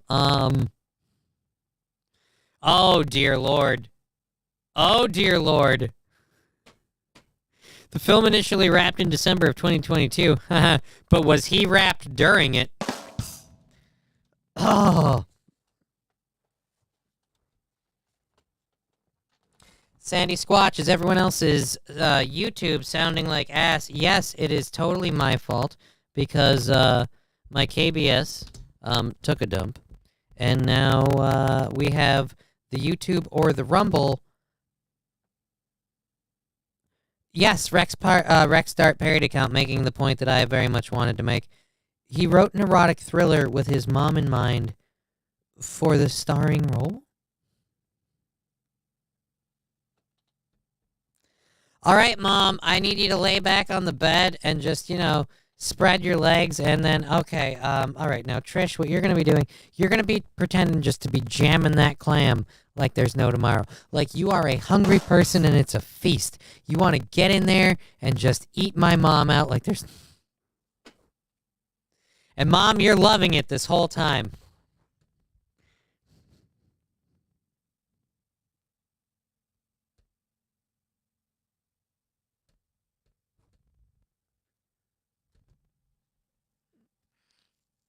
Look, I want to believe that Hollywood isn't this big incestuous business, but your son thought a great idea would be to cast his mom as the lead role in an erotic thriller that he's been writing.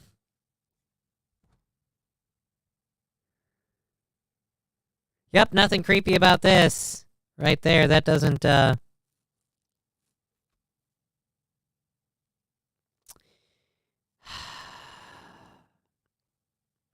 It's like anything to do with Hollywood nowadays. Even if they're British, it's weird. This is a weird Oedipus.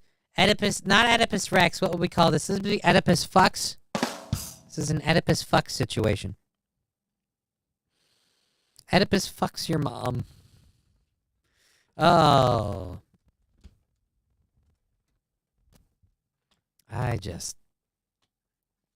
After the thing bailed out on me, now I'm just kind of feeling like tapping out. I gotta be honest. We got an hour and a half, and I'm just kind of like, It's gonna be a tough day. We can't even just... Oh, Jesus. Oh, God. No, don't do that to me. I got too comfortable with the microphone. Need to get that new one in tomorrow.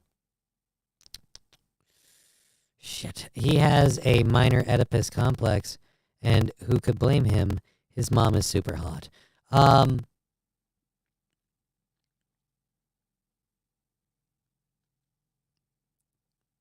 No. I just feel... No. No. And more importantly, she shouldn't be indulging it. If I were her, I'd be like, I'm honored. But you know what it is. She wants to get a role. She's not getting any offers. So the son wrote her one. She'll take it. Why? Because she's not getting anything else. And she ain't getting any younger.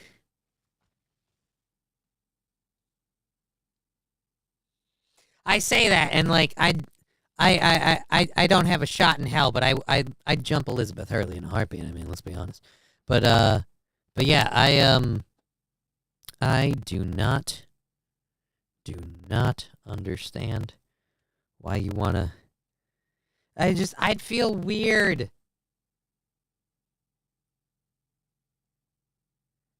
And action. Hey, laser lips! Your mama was a snowblower. Do we still not have audio on here? Was a snowblower. Do we still not have audio on here? Hey everybody, Twitch is back. We got Twitch back. Does that mean the audio fixed up over here? Does that mean the... Nope! It's not better. Yeah. The YouTube ship is still taking on water, but the good news is the Twitch boat and the Rumble boat are still afloat.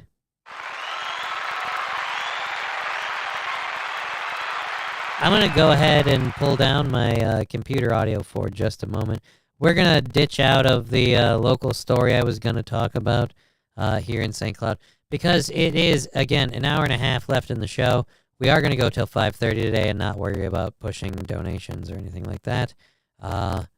Because, again, between bailing out yesterday and everything going on today, it's still icky, but it's funny to joke about. Yeah, Toastmaster, it is totally icky. All right, so we're going to go with not pushing donations and just going through the show today.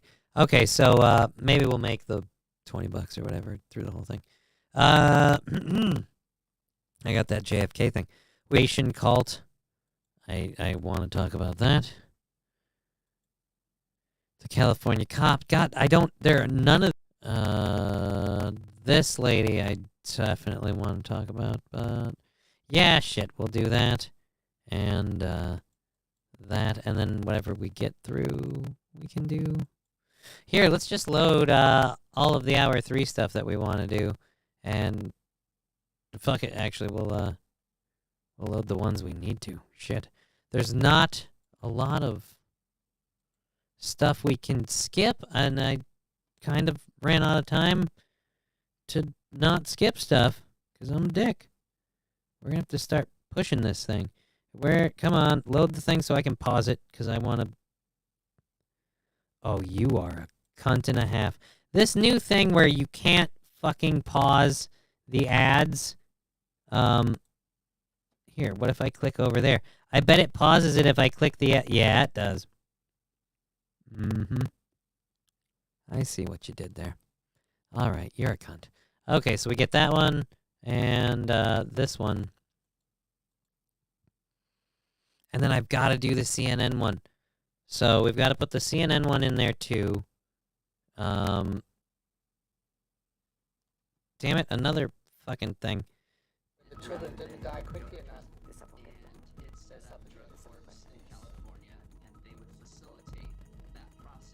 All right. Stop doing all of these things. Why are all of these playing? I don't want any of these playing. See, now this is why I have to put the audio back up. People throwing in the sound bit stuff. And I've got all of these going off. Holy Jesus. Okay. We have the CNN one, and then that's it. We're going to try and get through all of this over the next hour and a half, and whatever we don't get done with, we can fucking put into tomorrow, I guess? I don't know. But let's kick it off. Starting first with mysterious ice chunk falls from the sky and dents a Pennsylvania family's gutters.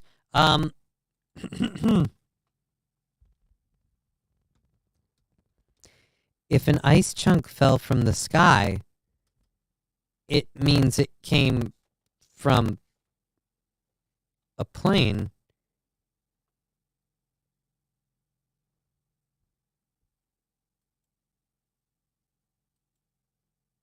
I really hate to have to explain this to you. That ain't ice.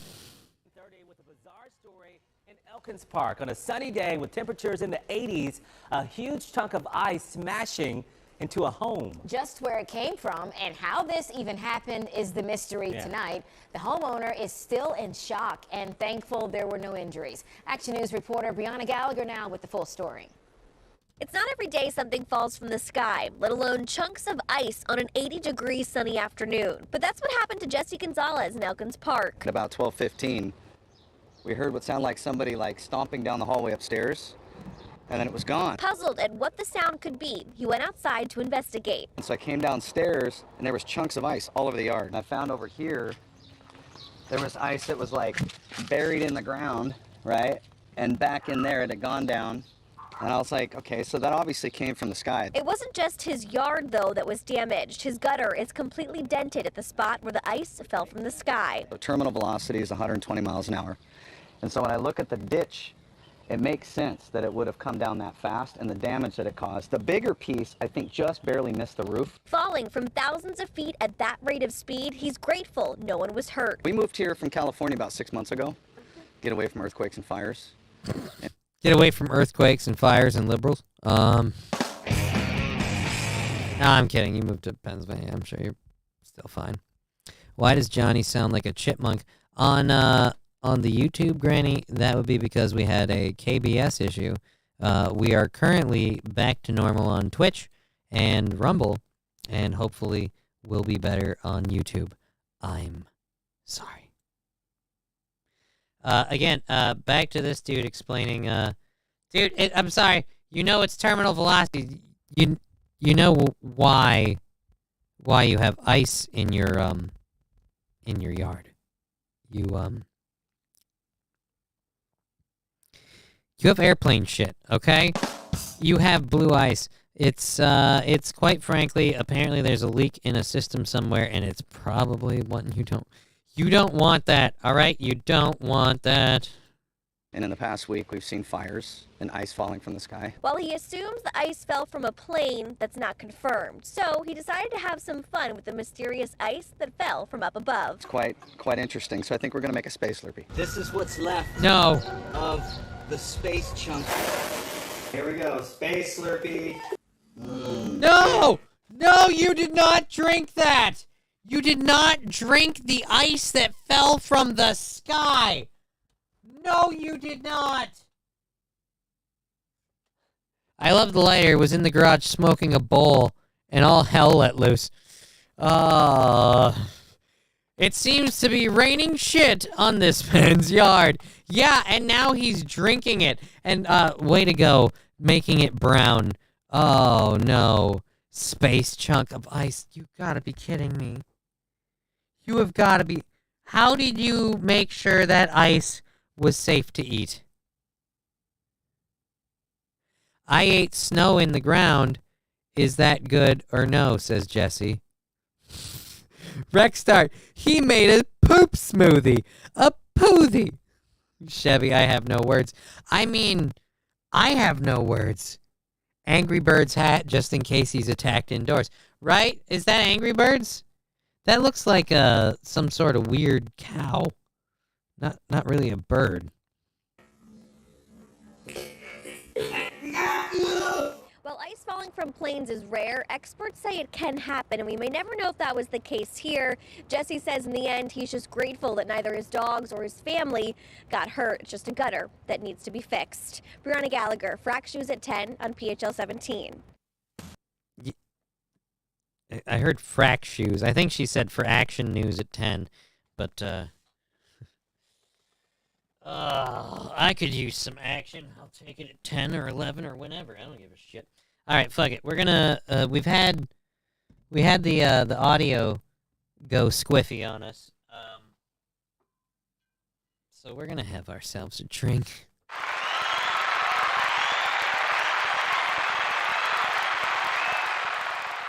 I had one this morning. Please don't fuck up. All right, there we go. I had one this morning when we were going through the Chad stuff because it felt right at the time. And I feel that way now. And it made everything go smoother. So, not a happy hour stream. It's not, one of them. We're just going to pour one up and celebrate and say thank you for joining us on this Juneteenth. Happy belated Father's Day, Johnny. Yeah, faction news. Oh, fraction news at 10. Well, if it was fraction news, shouldn't it be at like, I don't know, like 7/10? Fraction news? Alrighty. And belated Father's Day. Yeah, you want to see what, I'm not one of those people that has like people buy stuff for him or anything. So, when it came to Father's Day, I hung out with my daughter, the gift I gave myself, and in keeping with that theme, I bought myself a Lego Johnny 5 that I built. There you go. 313 pieces. Little under 2 hours to get her done. And there you go. We built ourselves. Oh, God damn it. Don't give out on me now. God damn it. Don't give out on me now. How about we do that? And we do this. I think we just have to do this. If we just keep you pushed in on there. Don't give out on me now. You have to last until tomorrow afternoon. God damn it. Sweet. I mean, sweet, stupid, nerdy. Disassemble Johnny 5. No disassemble. No disassemble. How dare you? How dare you? Johnny 5 is alive. Yeah, we're never gonna get. I should make another one and then blow it up for Disassemble Johnny 5. Let's just reenact the whole movie with like Lego Johnny 5s. I'll just build all of them.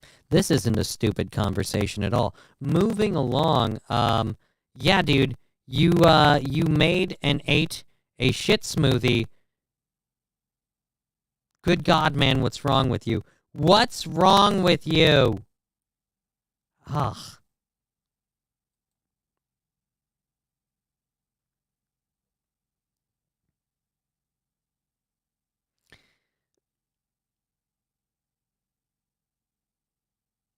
All right.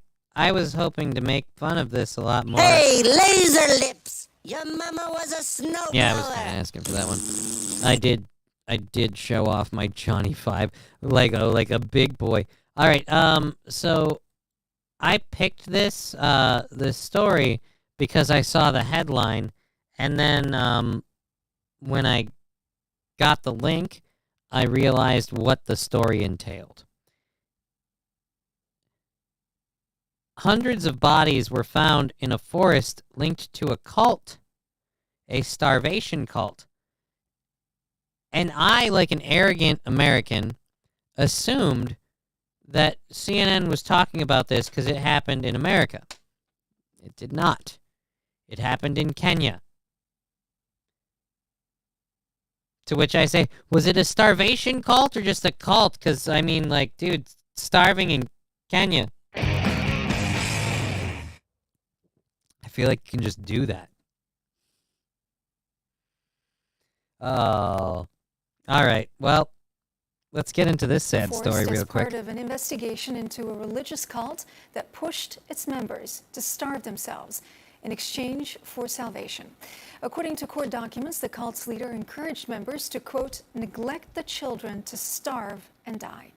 CNN's David McKenzie spoke with families affected by the group's practices, and we warn you, his report does contain disturbing material and may be hard to watch. He called it the wilderness, luring his flock to a remote corner of Kenya. We've come to try and understand how over many months so many could die. In the Shakahola forest, the dead are still being found. Forensic teams carefully remove the remains of members of a Christian death cult from shallow graves. They've already unearthed more than 300 people, many of them children, many showing signs of starvation. It's painful. It was so painful. It was so painful. Yeah, this is my daughter. Okay, how do you convince the kids that starvation is good for them? Coney 2012, anyone? What are you talking about, Declassified Crocs? No idea what you're talking about. I am ignorant to what you speaking on. But yeah, how do you convince children to starve themselves? Like, I mean, I hope if there is a hell that these people are in it. The one thing that I could never endure is if my daughter was hungry and asking me for food. If she was begging me to get her food, there would be no limit. I would fulfill that need. I can starve myself all day long, for various reasons. Personal masochism being one of the leading ones. But I can't starve a kid, especially my own kid. I can't do that. I don't know how these people with hundreds. Francis Wanje says his daughter and son-in-law both abandoned good jobs and took their children to the forest cult. What happened next is hard to comprehend. Everybody should die and to meet Jesus. And they have to start with the children. The members of the cult, including your own family, they were starving the children. Yes. And then when the children didn't die quickly enough, they suffocate them. They suffocate What's up? Them, yes. And this is your.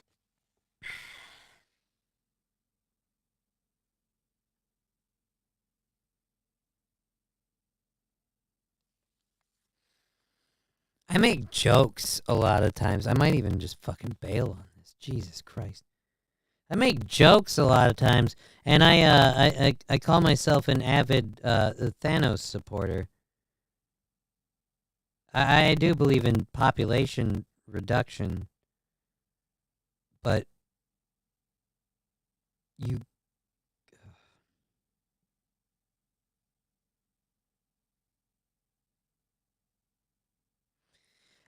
Jesus. Yeah, Jim Jones still got that high score. America. Who's Jim? I have no idea. You know what? I'm gonna bail out of this right now because I was doing the whole thing as a joke about people can starve in Kenya pretty easily. Just as a mocking of Kenya. This is not even funny to joke about, in my opinion. And I'm officially call me a pussy. I'm tapping out, everybody. And I'm clearing my throat. Must be all that jizz. Alrighty, yeah, I'm tapping out of that. That's not a story that I want to go through, and I can't be funny about that. That's a tough one to make jokes about due to the kids involved. Not only due to the kids involved, King of Clubs, the extent. I mean, that is something extra to go that far. Again, Last time I checked, we don't have a whole lot of songs that feature the cowbell. I gotta have more cowbell, baby. What up, buttface? Thank you for the change of pace and the reminder that we're here for fun and a fun show. Let's have a fun show and not talk about boring, upsetting bullshit. Thank you, Strippers Got Me Band. 20 months, cowbell incoming. Thank you very much for the support of this bullshit program. We appreciate it. Not pushing a goal today. We'll be pushing the goal tomorrow. Hopefully we can, we had a $20 goal today. We'll see if we just hit it in general. And we'll see what happens tomorrow. Anyways, moving along, California cop sends a powerful message to Gavin Newsom. There are no words for the horrors I saw. Oh, Jesus. Okay, so yeah, I do want to do this this one on the video side. All right, so we'll go up to here. Let's bring this into our friends at Fox because I don't see this story on the CNN liberal news media side. So Jim Jones was a preacher from America that moved his church to Guyana. They killed an ambassador, and then he fled his followers. Oh, then he had his followers drink suicide Kool-Aid. Almost 1,000 of them. And he didn't drink the Kool-Aid himself? Did he just, abscond with all their money and possessions? Off to make another buck somewhere else, I suppose? All right. Just a scary noise I heard upstairs. That's fine. Anyways, back to this. California police officer talking about the state's massive... Nah, he Kool-Aided. Oh, well, at least you led by example? I don't know. Is there a bright side? Probably not. All right, so back to this story. As I was saying, former California police officer details the state's massive drug crisis. Again, I think in a letter released to Gavin Newsom, which this should have to play, and I'm truly surprised you don't know the story of Jim Jones. I'll be honest, some information in my head comes and goes, where I may have heard something before, and it's not quite accessible now. Things are a little weird in the brain department. I'll know people, but I can't I have to recognize their face because I can't keep track of their names. Or you tell me about somebody and I remember the story, but I didn't know when you first said it because I don't know. It's all fucky up there. Oh, I get that, sure. I even do that sometimes. It's okay, bro. We got, you know what'll help? Alcohol. All right. So take it away, California police officer talking about the state of your war on the drugs. Now in California, there is concern as drug overdose deaths soar in that state. Rick Campbell is a police officer in Oceanside, north of San Diego, for more than 10 years. He warns the situation is dire and words can't describe the horrors he has seen. Rick Campbell's with me now. You wrote a piece in Newsweek that got our attention, Rick. Thanks for your time. And thank you. You wrote a piece in Newsweek, and it checked all of our boxes, and if there's one thing we love, it's confirmation bias. So how about you spew that shit right here? Which, don't get me wrong, Rick Campbell is about to say some very serious stuff, and I'm sure he's being 100% truthful. I just also think that the people at Fox saw a police officer talking about California's sinking into drug-filled depravity and just went, ooh, my chops is watering. Oh, I've seen a lot of horrors, too. Really? Do you know any? Like, just asking for a friend. Make some amazing points. We had Gavin Newsom on the other night with Sean Hannity. He was talking about homelessness, and Party gave a number of reasons as to why, but one of it was a housing shortage in California. I don't know if you necessarily disagree with that. But 2 points you make about drug use, Rick. You say, I believe we have a massive drug addiction crisis and no longer any tools to force anybody to change. What does that mean? So in 2000, California passed a proposition with Prop 36.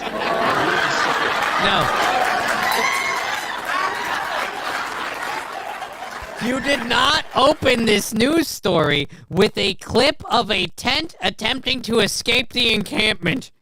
Oh my God, go back. Holy fucking Jesus, where is that people who are arrested for things like... You say, I believe we have a massive drug addiction crisis and no longer any tools to force anybody to change. What does that mean? So in 2000, California passed a proposition. It was Prop 36. So in 2000, where is it going? So it's trying to join the trash pile. It wants to die.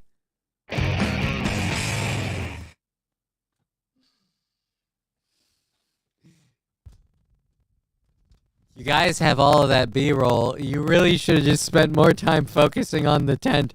I'm sorry. That is perhaps the... Jesus Christ, don't give up on me today, Mike. You need to make it through tomorrow.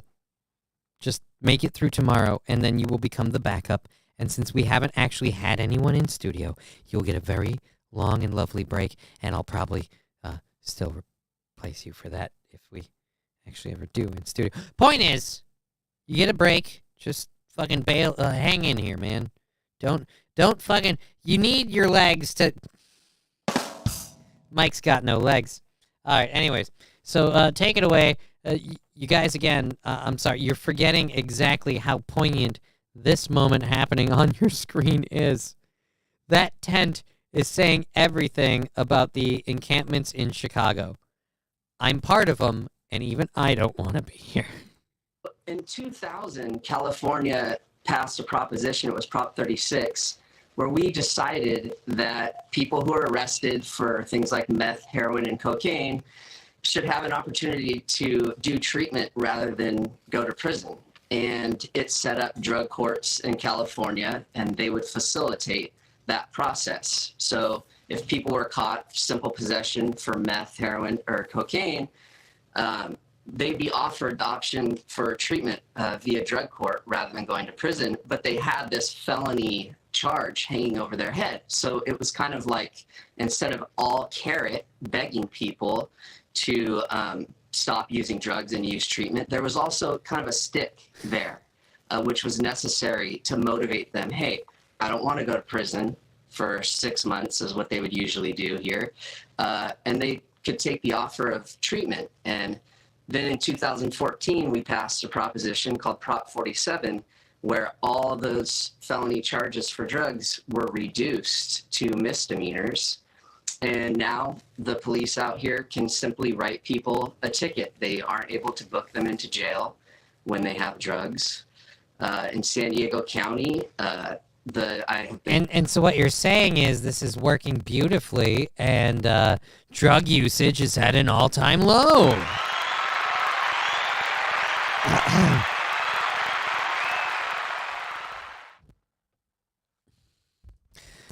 Ignatz, why did the tent cross the street? Because he was hoping that the junkies weren't on that side. Spoiler alert, they were already there.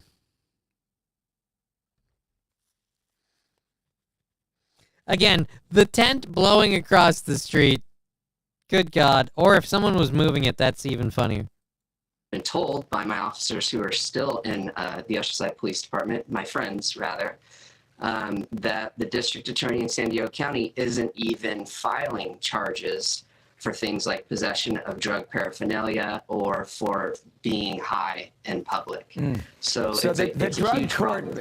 Well, let's be clear about a few things. What do you mean being high in public? Because there's different kinds of high in public. Johnny, can I do a live show with you in August?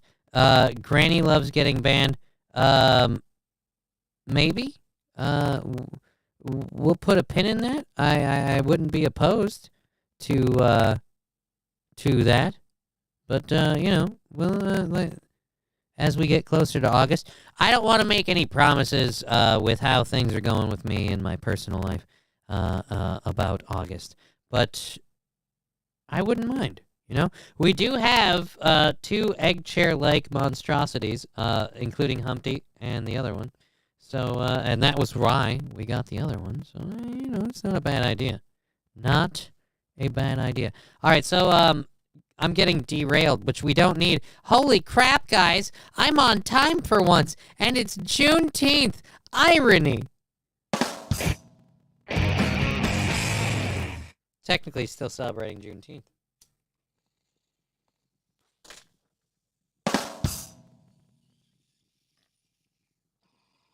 But as I was saying, dude, don't get all harsh on people being high in public.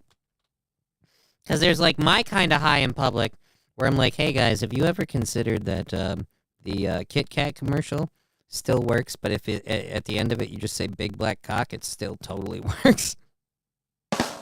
See, that's my kind of high in public. Whereas you got like fentanyl high in public where they're just... or not, that's not even fentanyl. Is that fentanyl? I don't remember. Point is, they do some fucking scary shit. Meth high in public. That, you don't want meth high in public. I can get there. I can get you on that. I, too, would like to do a stream with High Pitch Johnny. Ross Dog's Broken Spirit. High Pitch Johnny is, again, a YouTube-only feature due to an issue with the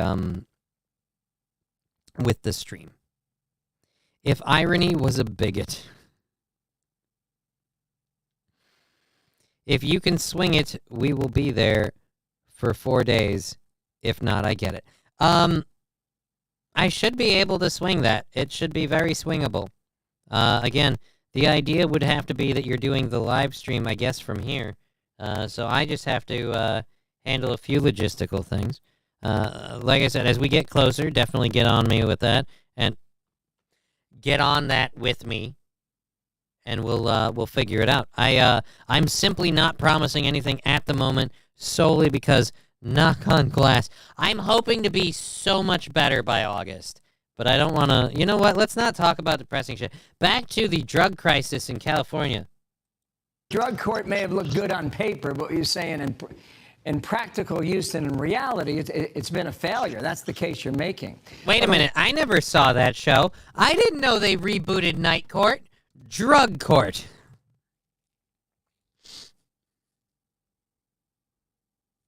Let's just redo Night Court as Drug Court. That could be brilliant. I should have done some Night Court research before I did this bit, because I remember the show, but vaguely. A lot of people look at this video and they think, how could a city find itself in a situation where the homeless crisis is just out of control? And it's true all over California and Portland and Seattle. And this is the line you use. And let's not forget it's a growing thing in places like New York and Minnesota. Hey, there's so many liberal leanings. It's almost like it's a trend. But as for a common cause, fuck if I know. You say most of the people in those tents have what they want in life: cheap, easy access to meth, and freedom. How'd you arrive at that? Yeah. You know, it's like the Braveheart movie, only as opposed to being on a table having his entrails ripped out while he screams freedom, it's just a guy sitting there with a pipe going, actually, here, this isn't meth, but pretend for a second, everybody. Again, pretend that this medicinal herb is meth. This is what he's saying the people of California have.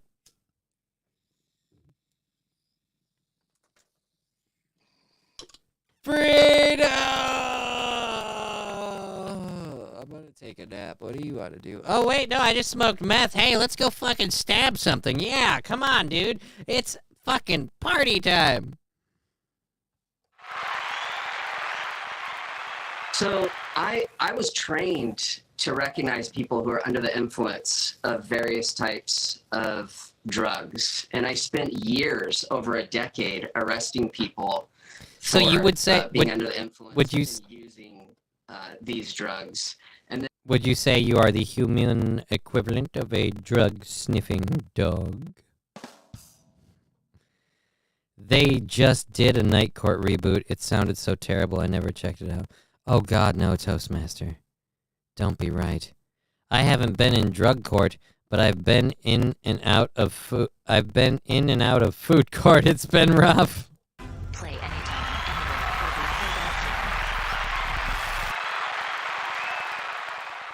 You know what? We're gonna just bail on this.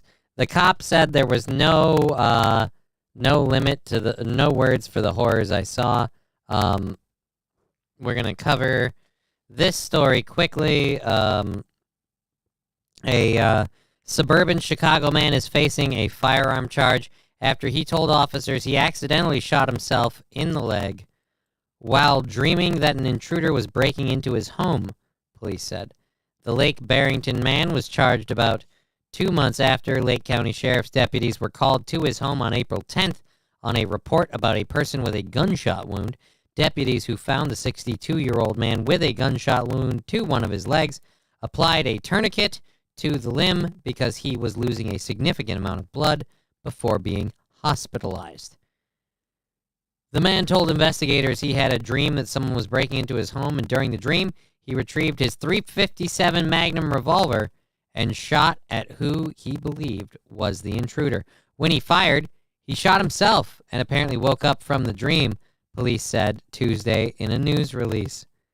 Investigators determined there was no burglary attempt at the man's home in the northwest Chicago suburb. So at least it's a terror that you have, like, an actual reason to be worried about. You know, like, it wasn't like it was a mistake. Speaking of disembowelment, a guy that lived 2 miles away from me got gutted by a cassowary he owned. What is a cassowary? I now need to know what a cassowary is.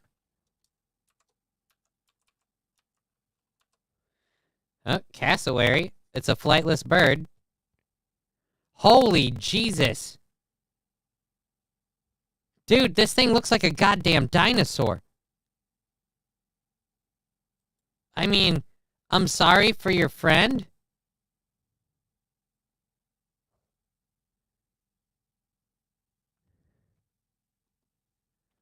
All right, he got gutted. Did he? Dude, this thing looks like, holy Jesus. Open image in new tab. Where are we, Castaway?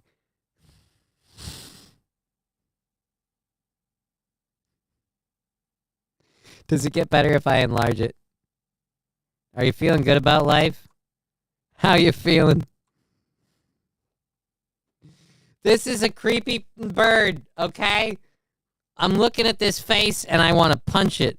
Why would you have one of these as a pet? So, like an ostrich, those bastards are mean. Yeah, it's like an ostrich or a what's the one with the fancy plume feathers?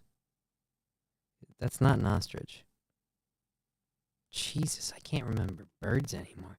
Is this the weed in the drinking? Hopefully. I hope it's the weed in the drinking, or we're in trouble.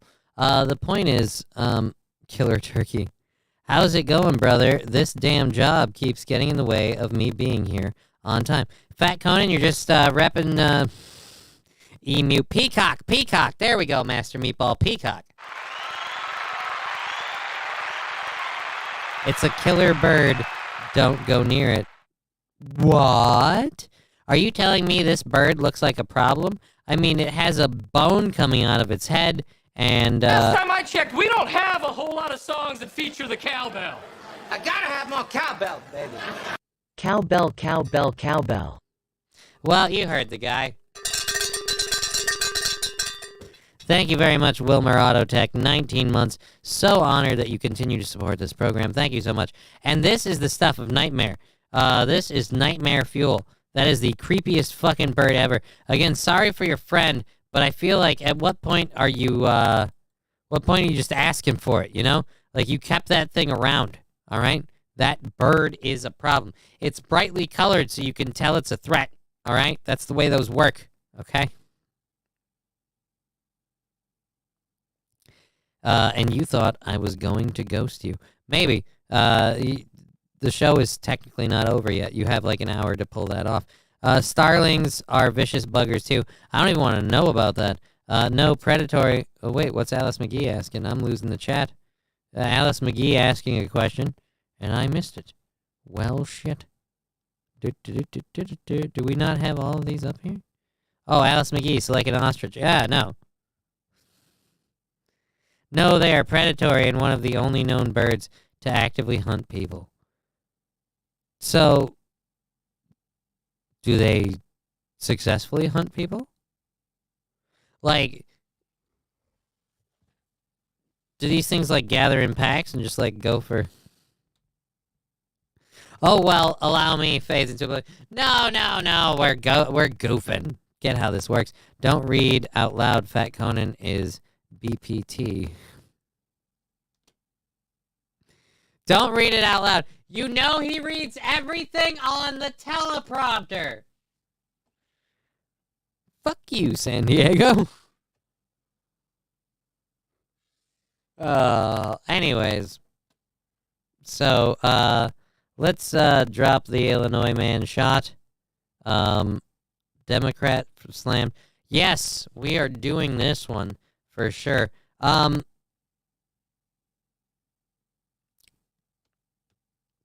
Stacy Plaskett, and I hope I'm pronouncing that last name right, was doing a live stream interview on MSNBC. And I can tell you from personal experience that when it comes to doing like an interview or any sort of live streaming interaction, there's a weird level of comfort. because you're in like comfortable setting.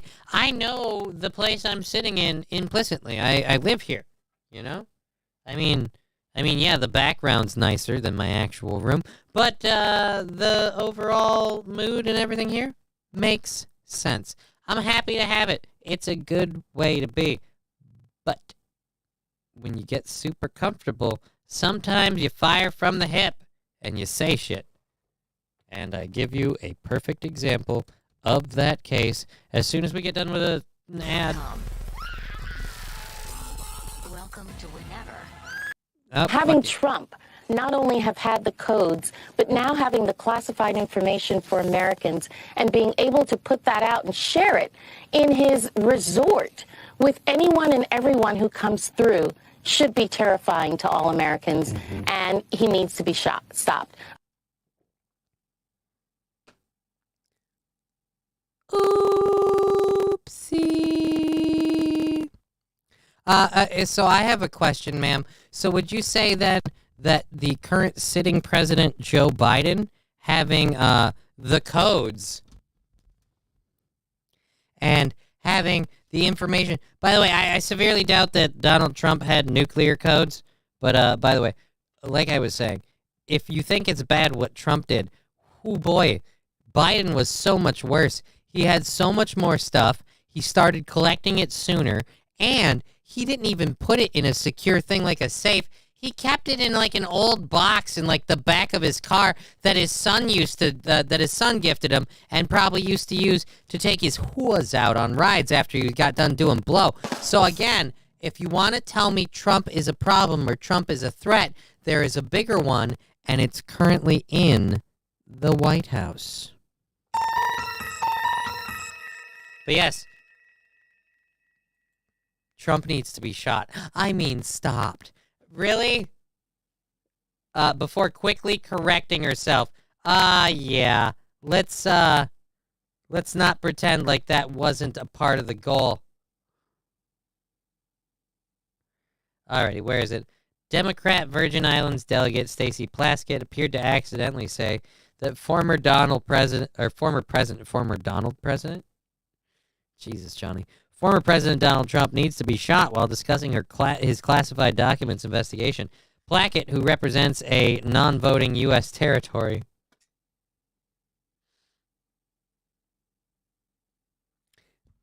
The Virgin Islands. Oh, Jesus. Microphone? No. Microphone, don't be that way. The Virgin Islands. So you don't have any actual authority. You're a delegate, but you don't get to vote. Do you get full access to information? Because I feel like you're talking out of your ass.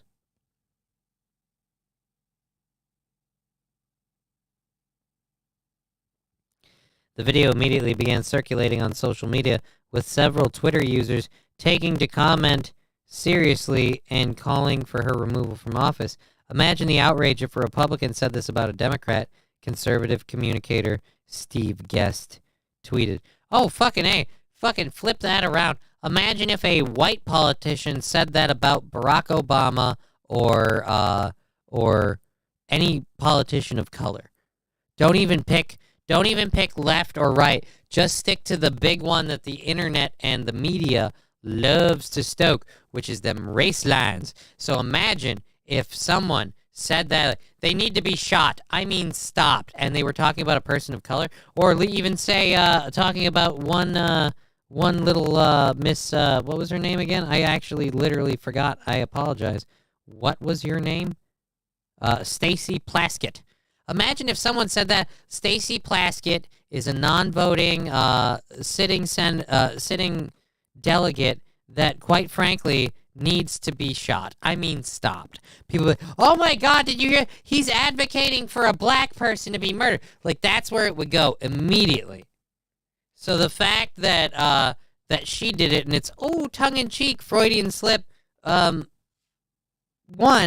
is it a Freudian slip? Maybe.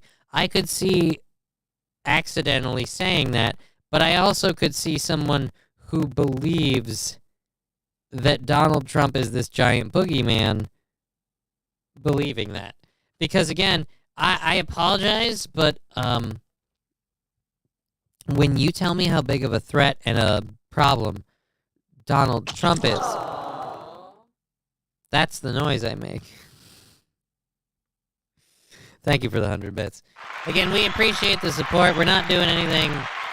We're not doing anything big to rattle the cans or rally for support. We're gonna end up doing a full a Quadfather Derek. Glad to have two people from my list in the same room. Welcome, Quadfather Derek. Awesome to see you.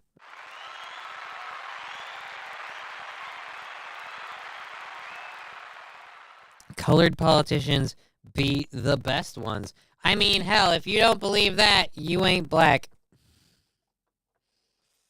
Sorry, I just wanted to borrow Joe Biden's belief. I thought I ate more than I did today, I guess. Because I gotta be honest, I did not put a lot of the old Johnny Walker Black in there. And we are sailing into the last hour of the show, and I am feeling lit. This is crazy. I should get drunk and call people. I should just call, starts tagging, nah. I'm not gonna fuck with Aaron. He's probably hanging out with his kids. You know, like, 'cause that's the one thing. I love to fuck with him on my show, and I made the joke that, oh, Jesus. I made the joke that he never watches or comes on my show. Ooh. But, all right, steal my bit, says Granny. Steal what bit? Getting drunk on stream? I'll have you know I was getting drunk on stream before you ever streamed, sir. I was getting drunk on stream before it was cool.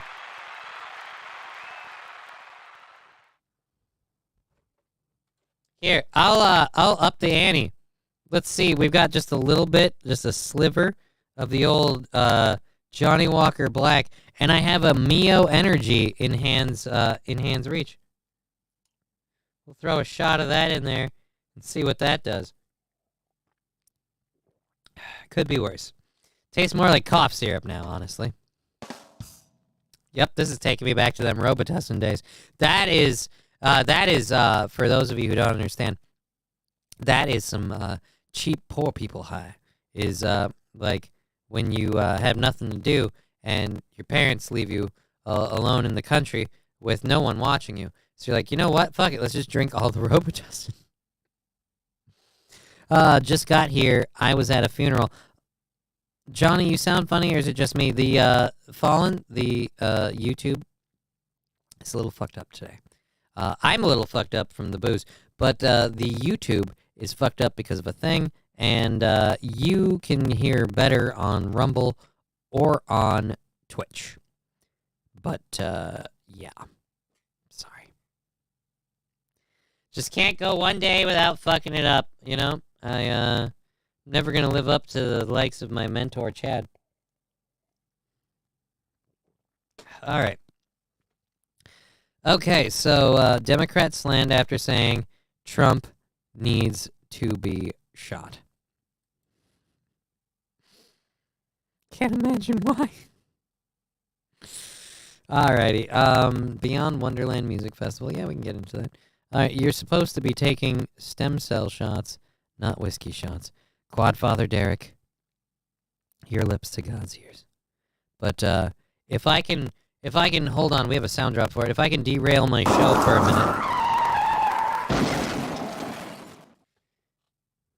We're currently at a problem where the place that'll do the stuff where I could do the stem cell things, they won't admit me until I give them a good enough reason to be admitted, and apparently my current doctors won't give that reason.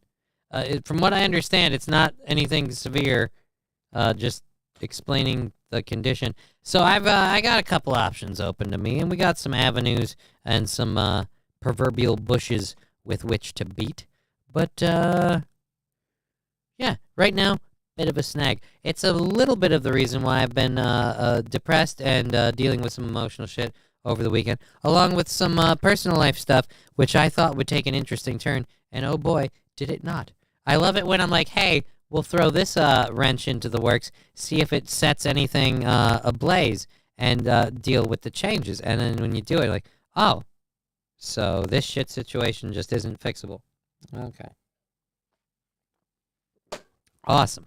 Alrighty, so Beyond Wonderland, a music festival, cancels the second day after shooting in a nearby Washington park leaves 2 people dead.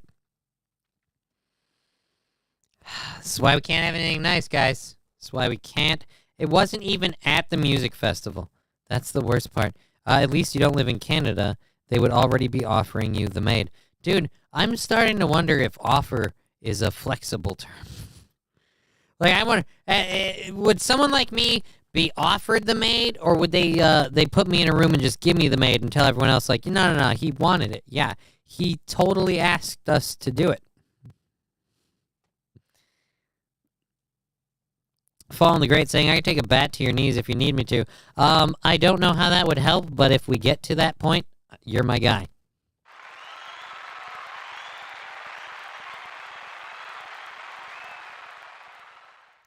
I was also talking to Derek about my cripple beating tour, and you're 4th. Oh, so you're going to go see Derek, and then at least you saved the best for last. I love being me. All right, well, most of the time. All right, so Beyond Wonderland, organizers of the music festival in Washington State canceled the second day of their event after a shooting at a nearby campground that left 2 people dead. Beyond Wonderland at the George announced the change on Sunday while praising authorities who responded to the gunfire that erupted Saturday night. The shooting took place near the electronic music event in George, about 150 miles east of Seattle. I can't imagine east of Seattle that you had this problem. We would like to express our sincere appreciation to the local authorities and staff who acted quickly to manage the situation, it said in a statement, adding that our heartfelt thoughts and condolences go out to the families and friends of those affected by this tragic event. Kyle Foreman, a public information officer with the Grant County Sheriff's Office, told reporters that officers responded around 8:30 p.m. Saturday to reports of shots fired into a crowd at a campground next to the George Amphitheater where the festival was taking place. So, we don't think it was related to the music festival, but it did happen at a campground right next to the 2-day music festival. And I don't know how many of you guys have been to music festivals, but if there's a music festival happening right near a campground, you could almost bet dollars to donuts 90% of the people at the music festival are staying at the campground. It's just kind of like, it's a beautiful way to be. Nothing sexier than, hey, you want to come back to my tent? You think the one I've been pitching in my pants is big? Wait till you see the Coleman I got back at the site. Oh, jeez. Sleep 6, it does. It's a big old cabin, son of a bitch. Do I still have that tent? That's a weird thought. I wonder if I do have that tent. I have to check if I have that tent and what condition it's in. Because now that I have a daughter, and if, God willing, I can get this stem cell treatment stuff, and kind of my legs get all back to normal, I'm going to have to start teaching her all of my camping and fucking outdoor survival shit. How to start a fire, how to build a fishing hook on a string, to do basic fishing, all that fun stuff. It's going to be fun. I'm going to do all the things, but that's the beautiful thing about having horrible parents, is you get this to-do list of, like, all the stuff that you never did that you wanted to do. Like, it's really, really weird when the childhood wish fulfillment that I have is to simply have functional parents. So, like, I have to be a good dad and do all of the fun stuff that I thought my good dad should have done, but he wasn't a good dad. So now it's like, a lot of people, it's like, I need you to be a figure skater or a golf star or a track athlete, and you've got to make it work because I'm living out for you. Wilmer, you should see a doctor. That sounds incredibly unhealthy. But no, in my case, my living out my childhood dreams through my kid is literally just me being a really good dad. I mean, I don't hit that goal all the time, but when I go for it, that's what I go for. Like, you know what we should do? Something educational for the child. We should take her to the zoo. Let her see what a monkey looks like in captivity, because she doesn't see them in the wild. But she should be ready for when society collapses and all of the monkeys get freed from the zoo and they be running out all over the place. That's an orangutan. Oh, fucking Bogman Comer Sheep. Happy Father's Day. You're a day late, but hey, like where your head's at. Really nice house, brother. Beautiful Zen aesthetic. Yeah, like I said, the whole idea with this show is to have fun and wind down the day. So we try to, and I'm trying harder now more than ever, to just kind of fuck around and have fun. You know, I mean, just fuck around and have fun. I mean, why do we need to? Your day's probably been long enough. You've probably been through enough shit. God knows I have. And so we spend an hour and a half prepping this show, looking for shit that we can fuck on and make fun of, or make an ass of myself so you can fuck on me, because that's just as fun for all of us. Quite frankly, I'm a masochist. I enjoy it. Alrighty, so back to what we were saying about this with the Washington State. Yeah, we're kind of... Alright, so Kyle Foreman, public information officer, said that there were shots fired into a crowd. The shooter then walked away from the incident where it happened, adding that the suspect continued to randomly shoot into the crowd before law enforcement took him into custody. The sheriff's office confirmed that 2 victims were killed and 3 others, including the suspect, were wounded. The names and conditions of the victims and the suspect were not immediately available. Yeah, not immediately available, but what about later? It's been some time. Did you guys update it? What? I want to know who did it. Who done it? I don't care. I don't need to see and know the names of all the victims. Mr. Blobby shot cousin. Hello, beautiful.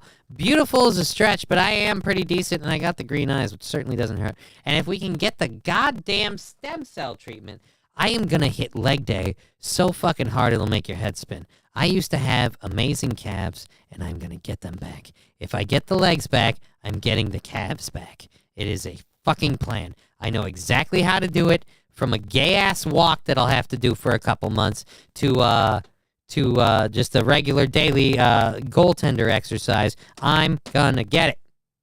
I'm going to get them calves back, and I'm going to wear shorts and just watch women not even care at everything I put into my legs. The point is, it's for me, right? Like, who cares? It's for me. Alrighty. So the motive for the shooting remains unclear. Yeah, it remains unclear. Maybe he just hated the music festival. He just really didn't like the music, and the only way to end it was to open fire on the crowd. He said, I, quote, wanted to play only the hits, as he shot off his gun. Yeah, that's not helping anybody. All right, so let's go to this next one here.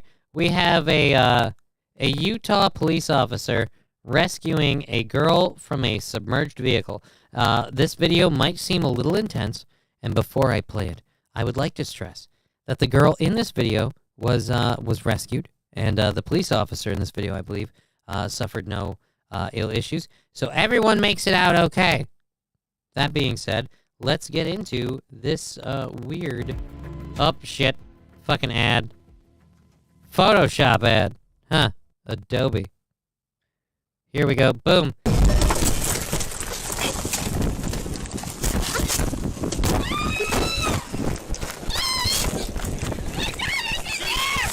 Is it underwater? Yes. 2 try 3 4. Get fire runner up, please. We got one in the vehicle underwater. Where's it at? Okay, so for those of you who can't tell, there's a lot happening there. Her daughter's in the car. The car is submerged. The daughter is 12. So the girl cosplays as a sea monkey and makes the news. What? Saint Aren? We don't know that. More importantly, the daughter will be fine, but the daughter is 12 in a submerged vehicle. Fat Conan, why are they not going into the water the people watching. The parents are screaming on the shore, and a lot of people are watching. I would agree with you.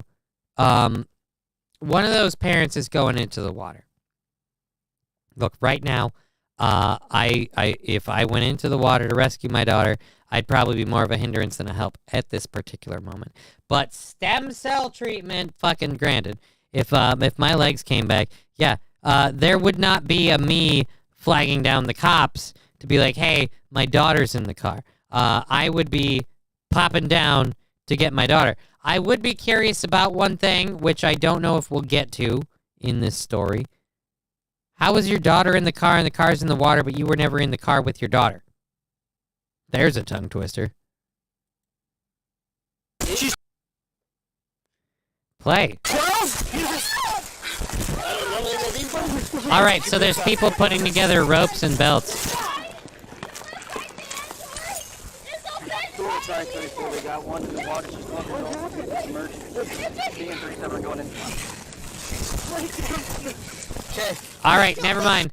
So I'm guessing with the camera blurring him, that person has been in the water. Too cold. Too cold, I tried. All right, it's too cold. I tried. Okay, so these people, again, stressing that they couldn't do it because the water is too cold. All right. All right, anyways, let's go. Again, the kid's going to be fine. The kid's going to be fine. Just so we can be clear. The kid is going to be fine. I feel like we should be blurring more.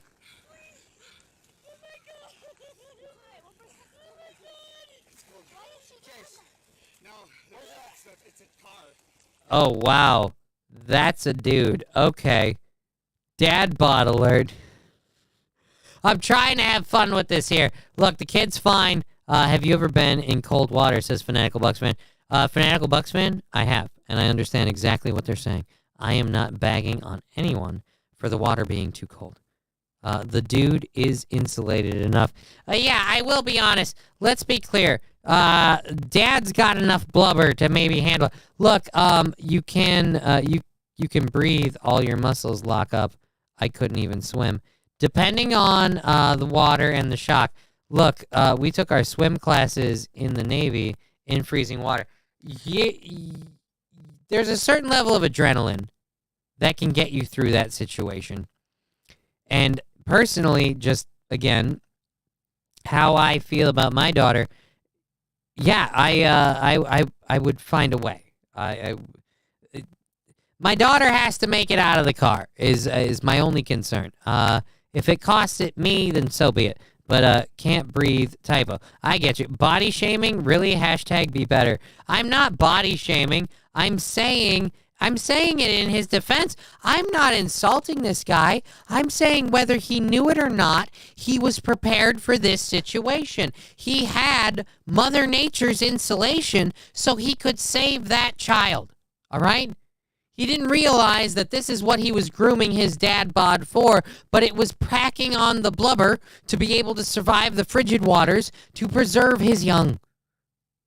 He was fulfilling nature's needs. And I, for one, am not disparaging this man at all. I am congratulating him on his bitch tits. If he did not have these amazing bitch tits, he would not have the body to save his child. The problem I have is that those beautiful bitch tits are on the shore when your child is in the water. And those beautiful bitch tits should be rescuing that child. There should not be any moment of hesitation. If your daughter is in the water, bitch tits be damned, all right? You're rescuing that kid. I get it. It's a high tense situation, but it's really hard to understand all of you guys. Could you maybe not yell so much? Just take it down an octave. I get it. It's important, but, not so important that we can't use our inside voices. Right there. Straight down from that. Right there. I'm not trying to be mean or rip on this guy at all. Again, I'm not disparaging him, but I'd like to point out they spent all this time blurring his face and his bitch tits. But they didn't have to spend any time blurring the South, if you know what I mean. Apparently the dorsal fin's awful small on this one. Wait, the dorsal one's the back. Yeah.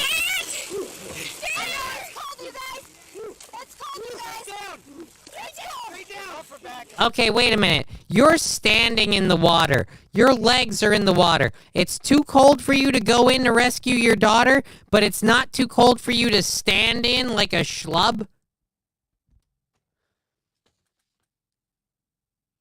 Again, passerby, okay, fine.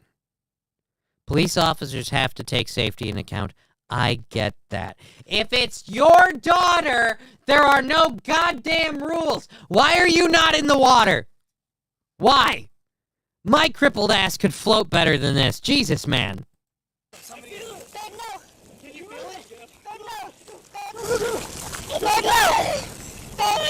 Blankets and shit. Watch out! Which door's open? Left side! Driver's side!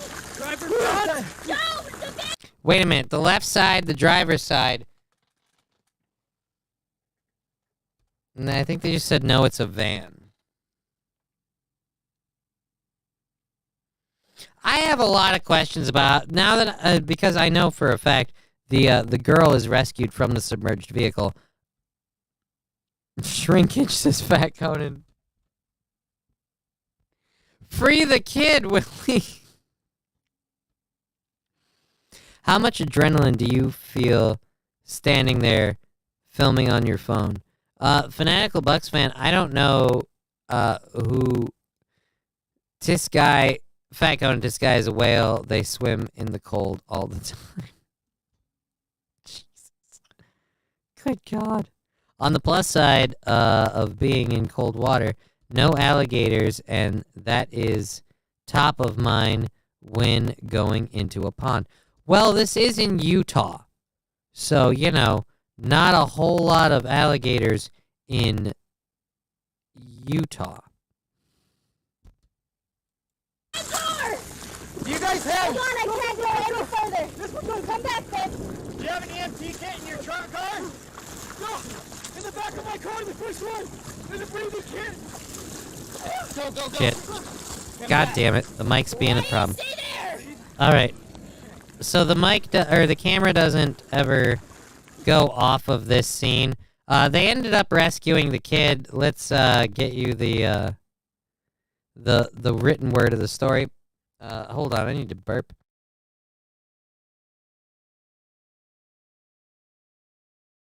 Whiskey burps, so they're small but plentiful. Body cam footage has emerged of a police in Utah shooting out the window. We didn't see any shooting out the window because, again, the camera stayed in the grass. But they shot out the window of a submerged van to rescue a 12-year-old girl who was trapped underwater. The incident happened in early June at the Settlement Canyon Reservoir in Tule, outside of Salt Lake City. In the video released by the Tule Police Department, a voice can be heard saying, "We gotta shoot it out. You're not going to break it with water in here." The footage begins with the officer pulling up to a frantic scene. Yeah, we did all of that. Take your boots off. We got an arm. We got to get her out of the car. We are starting CPR. The girl is now recovering well, and that investigators believe the van accidentally rolled into the reservoir. How? There are simple rules for parking on a hill. You angle your tires so your vehicle rolls out perpendicular to the incline, and you should avoid all obstacles. So it should have...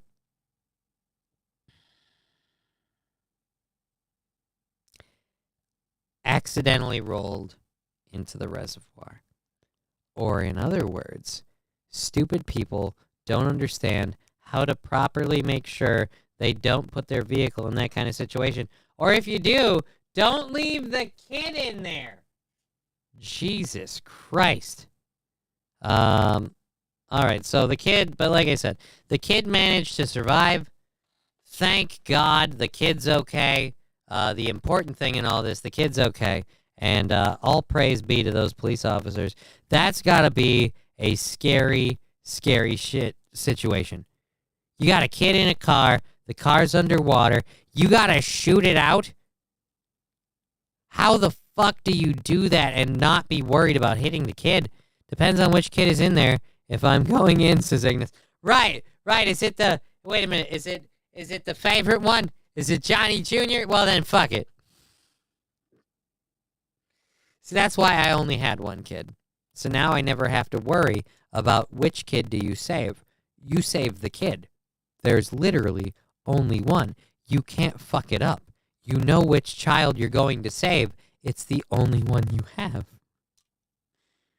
I mean, all honesty, like if I met somebody and I was in a great relationship and they're like, I want to have another kid, I'm be like, or I want to have a kid, I'm be like, nah, but I don't want to have another one. You know, like I nailed it pretty good the first time around. I'm pretty proud of what we did.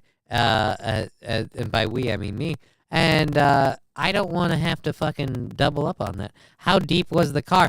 I was hoping we were going to get to see that. I imagine with the dialogue that I was hearing and the pond that we saw, I imagine it wasn't more than maybe a foot or two under the surface from the back end of the car. So the car was, again, completely submerged. So cop tries to shoot the submerged 12-year-old kid. Better headline. No, not a better headline. Definitely a better attention getter for a headline. But I mean, don't shoot the 12-year-old kid. Shoot the stupid parents who don't know how to park. I mean, if you're going to unload on somebody, do it somebody who deserves it. Kid was in the driver's seat, fucking popped the clutch and just, oh, clutch, yeah, right. Like these assholes know how to drive stick. Driving stick, good God, if I got my legs back, I'd get a manual just because it's almost guaranteed theft protection because nobody knows how to handle a manual vehicle anymore. Nobody understands that, like, oh my God, you shift the gears yourself. Little Mermaid remake is wild. I know, right? They put that shit in for real. Mini Psoriasis saying, I'm pissed. First time in the chat. What could you be pissed about? This is a great show with a half hour left. We've been having fun. I drank a bunch of booze. I'm smoking. I'm having a good time. Why are you not having a good time? Why would you be pissed? We have got, again, 30 minutes of fabulous content for you. Why would you be pissed? I was in the pool, said Danger. Oh. Nah, someone else pissed me off. I'm sorry someone else pissed you off. Hey, man, this is a show about having fun and about just kind of cutting out and having a good time.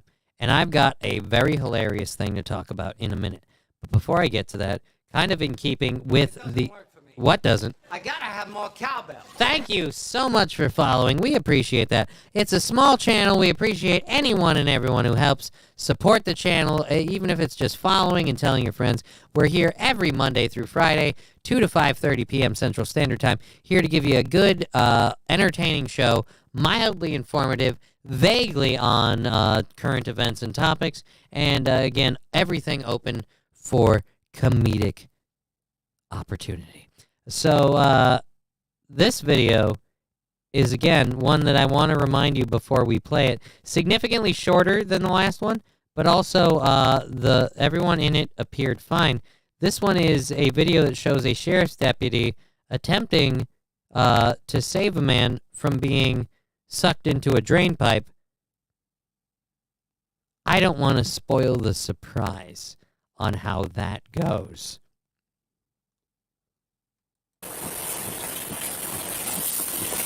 A deputy sheriff was helping motorists during a flood when he noticed a man going underwater. William Hodsworth rushed to the man's aid, but they were both sucked into a drainage pipe. Ho ho! Ho! Oh, you underwater! They were submerged for around 30 seconds, traveling nearly 100 feet underneath a highway.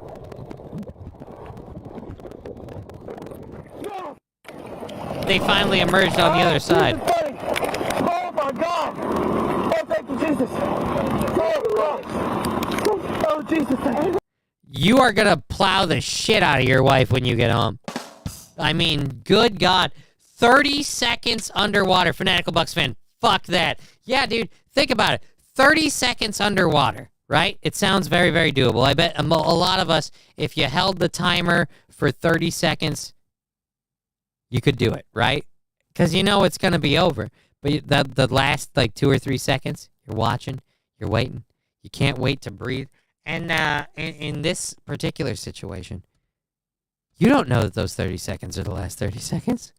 You don't know how long that tunnel is. You just know I came to save a guy from going under the water. Turns out, whoops-a-doodle, as Ignat says, dudes got flushed like a couple of turds. Let's go back. Let's go back here. This is above the water. Now that you know how long that pipe is, jump in and take the ride. It'd be way more fun the second time. Oh, yeah, absolutely. Once you know the game and you know how to win, and you know exactly where, like, the air bubbles are, to quote Sonic the Hedgehog from games 1, 2, and 3, you definitely could do it. But I feel like, again, for the first ride, when you just wanted to save a dude from going under the water, as he says, oh, Jesus, oh, thank you, God. You know what? I'm going to play a game. I'm going to take a hit and see if I can hold it the entirety that he goes under the water.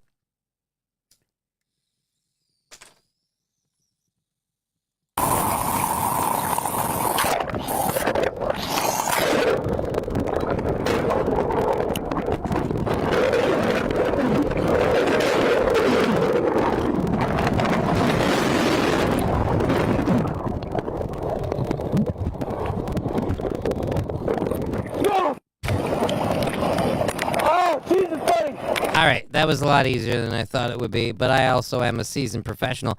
That's definitely an e-ticket ride. First ride is like a baptism. Well, I mean, he did come out screaming, Jesus. Oh, Jesus.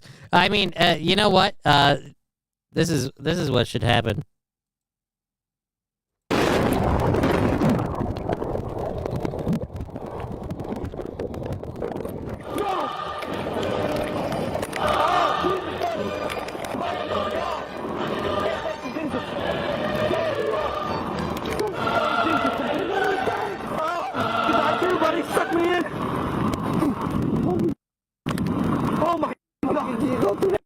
Did you go through there? I did. I never held my breath like that in my life. Yeah, that's because you don't smoke pot. Honestly, I have to be honest. The swimming part would be a bit of a bitch, but the holding my breath part, I have to start thinking maybe actually, if I was going under, I would have naturally instinctively went like, and if I had gotten a good before I went under, yeah, I would have been fine.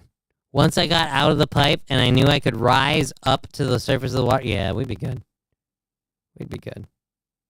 I'm here. I'm white. I can swim. What are you? No, we don't have any reason to believe ethnicities here. For all we know, he just fell in, I don't know if he got a breath first. That is very true. That could be a problem. Drowning ain't that bad, says Quadfather Derek. Yeah, my a sailor friend of mine used to tell me that of the time his boat went in a storm and he was thrown from the ship and he nearly drowned.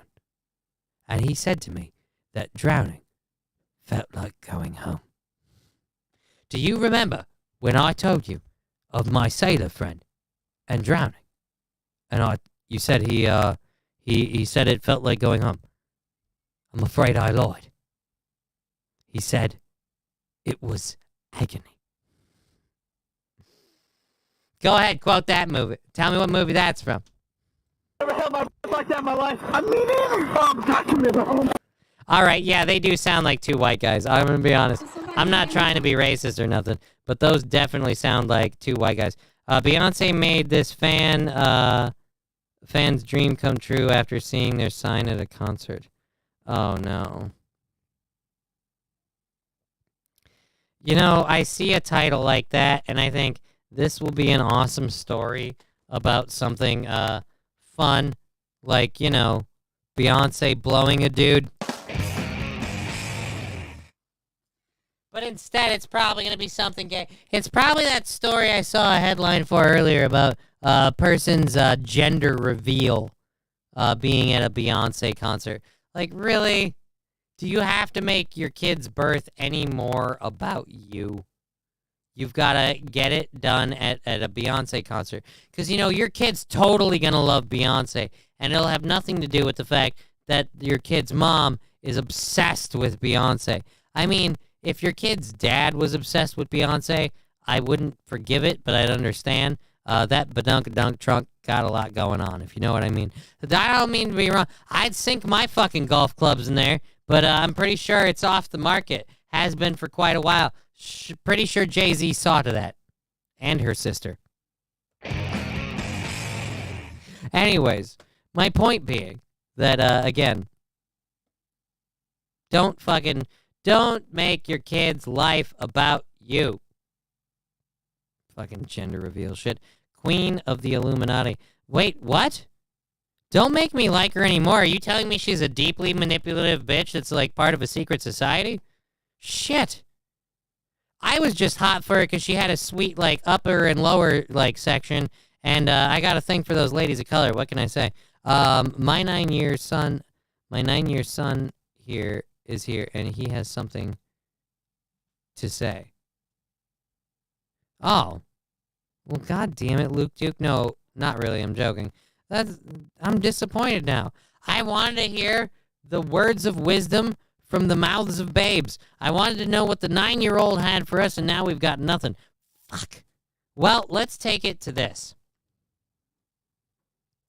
CNN got blasted into next week by this community note on a story about black dads. Again, we're going to kind of wrap up, put a little bow on it, the whole Father's Day thing. So CNN, over the weekend, or in preparation for the weekend, CNN put an article up here, and this is a tweet.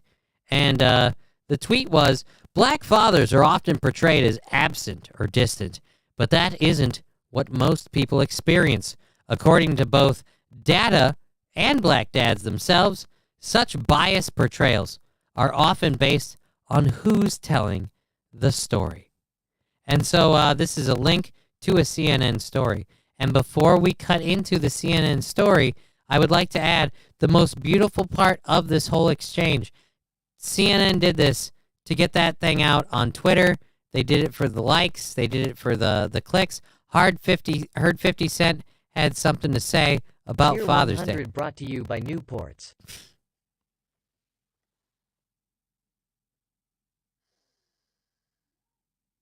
God damn it! This is a story. This is a serious story about crushing horrible perceptions that are pitched forward by the media.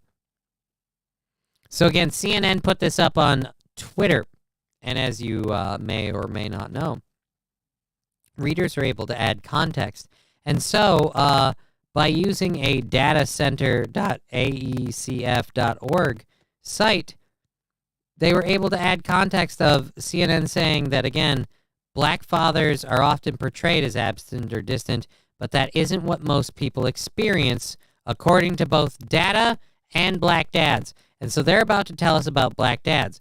But let's check the data part. Well, percentage of children living absent their biological fathers. Black children are the highest at 64%. That's over half. I'm sorry. You've lost that argument. That is way, way too many. And then Hispanic children are second with 42%. White children are third with 24%. Asian children, 16%. Apparently proving that apparently in Asia, if you get him to blow his load in your rice paddy, you've locked him down. He ain't going nowhere. Alrighty, so again, this was just the fun part is that's what preceded the story.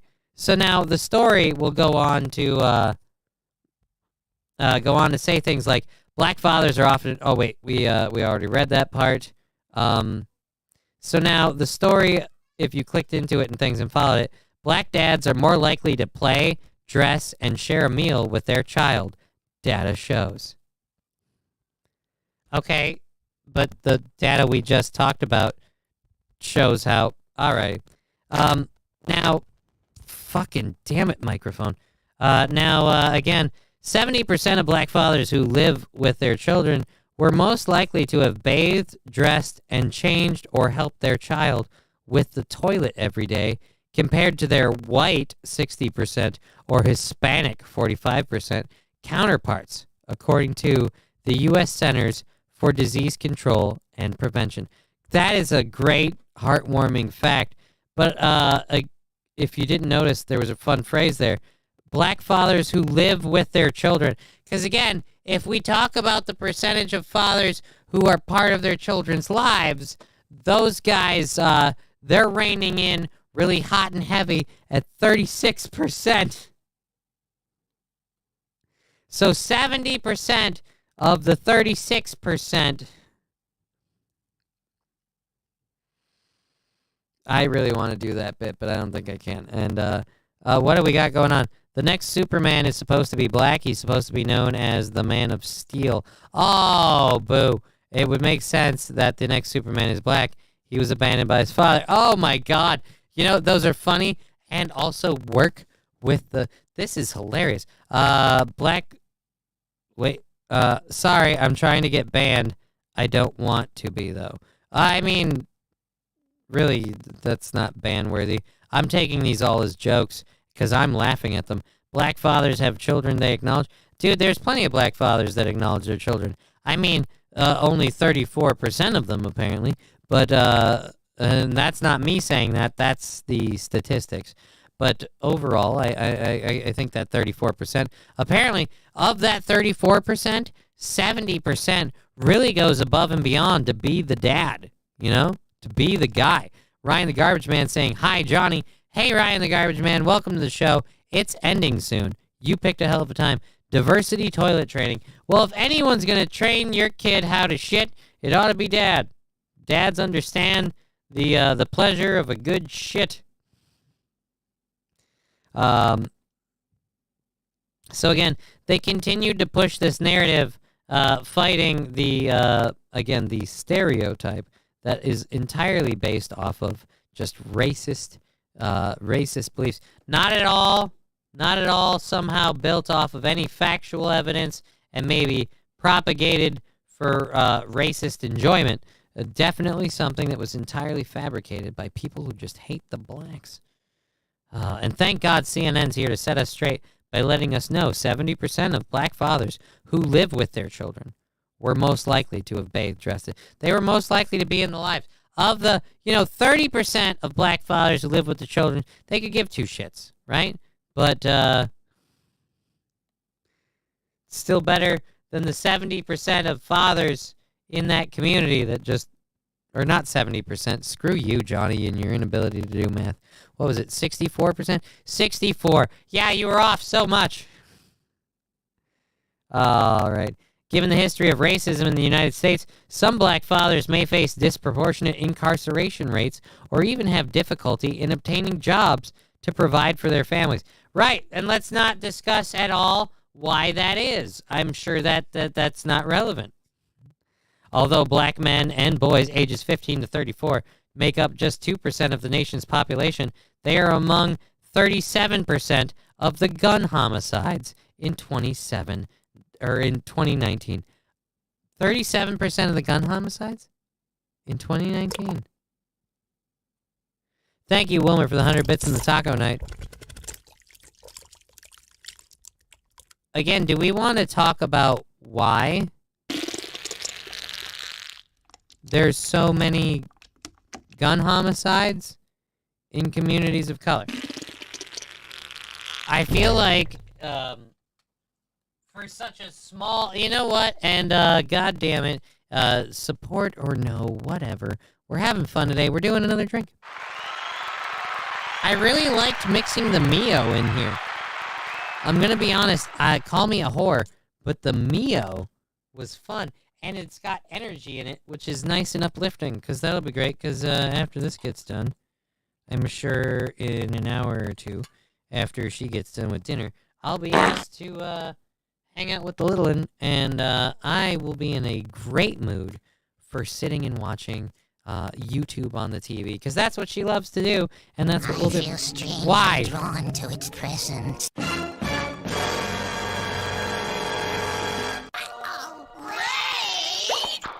Why would you do it, Jimmy? Why? I appreciate it. Amazing dude, salt of the earth. Jimmy from the Awake Jimmy channel. Probably put way too much shit in there now. Oh, fuck. Last time I checked, we don't have a whole lot of songs that feature the cowbell. I gotta have more cowbell, baby. It doesn't work for me. All right, David Chandler gifting or subscribing at tier 3. 6 months for David Chandler. Thank you so much, David Chandler. The much requested cowbell, sir. Thank you very much. First time chat from Wazza Peach, throwing a whole bunch of sheep at me. Jimmy sleeps with sheep. Jimmy sleeps with sheep.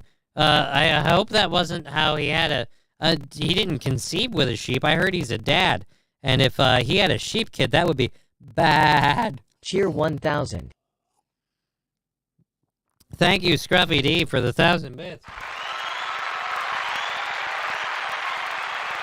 Again, we were talking about a really horrible thing on Not the Bee, how they were pointing out CNN dropping a thing painting black dads as amazing fathers who've been horribly portrayed due to racial thoughts, and then we analyzed the facts. Guess what? But who cares? I got fever. And the only prescription is more cowbell. David Chandler gifting a subscription to Wazy Peach. And thank you, Wazy Peach, for being part of the show. Thank you, David Chandler, for gifting the sub. The cowbell you so desperately need, sir.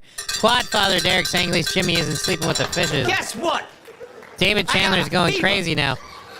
And the only prescription is Now more he's giving cowbell. one to Shep's Awake. All right, I'm just gonna, you know what? We're just gonna hang out for a while, and I'm just gonna occasionally ring the cowbell. Apparently, that's what that's gonna do. But we're gonna ditch out on this story. We'll see if we can find. I've got a video of some kind of multiple things, so we'll do something more fun for that. Zoomers aren't woke. That sounds like that could be fun.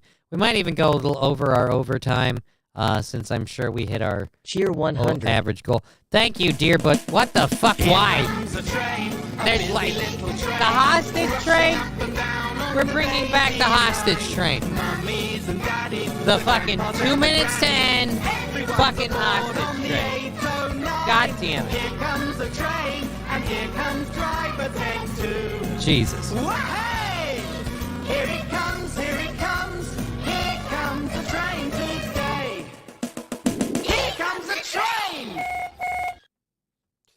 Alrighty. Hostage train. Okay. And David Chandler rating from Awake Jimmy. That's nice. Good to see Awake Jimmy getting some friends. Glad to see some crossover. Oh, no. Oh, God. And we're already at level 3.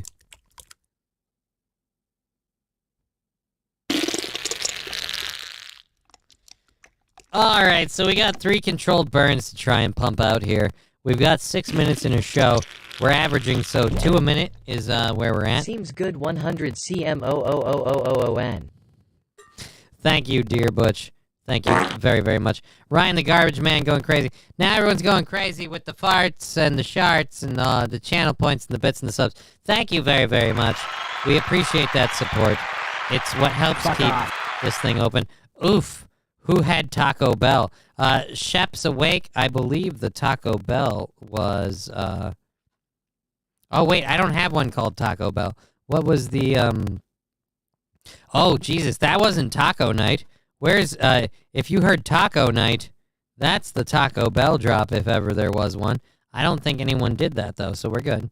Nobody did that. You just heard the old shard alert for 250 channel points. Thank you for the puke sticker. We did have a sticker We did have a sticker party earlier, so we're at 200 bits of the 1,000 we need for that. So that's a ways off. We're not even going to worry about it. We're going to go long, I guess, because... Oh, shit.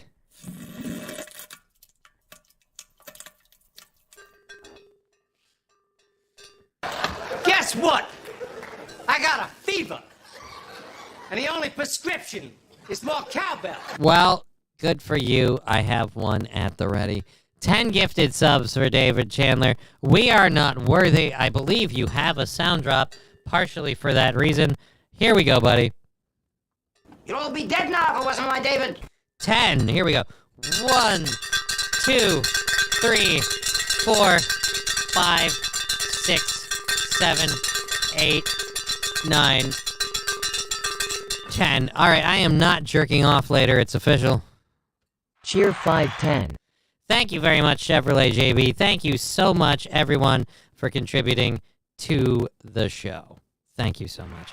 I appreciate it. If it's 1 bit, if it's a sound drop, if it's channel points, which we don't even make any money. That's not a money thing. That's just for fun.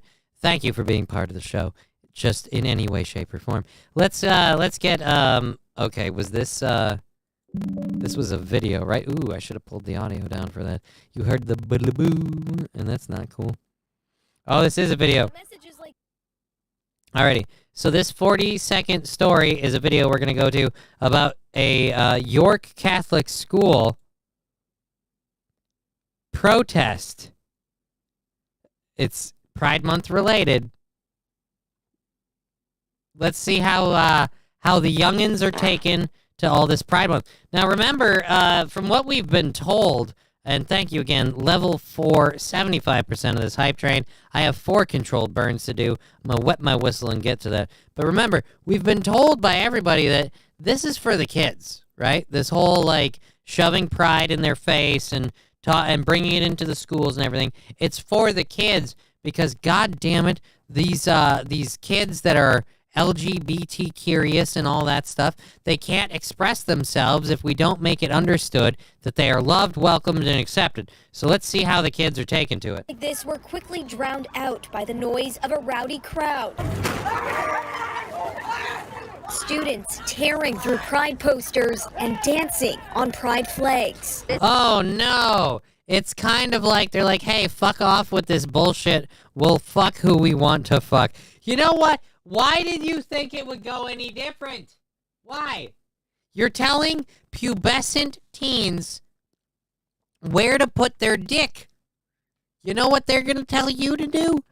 Fuck off.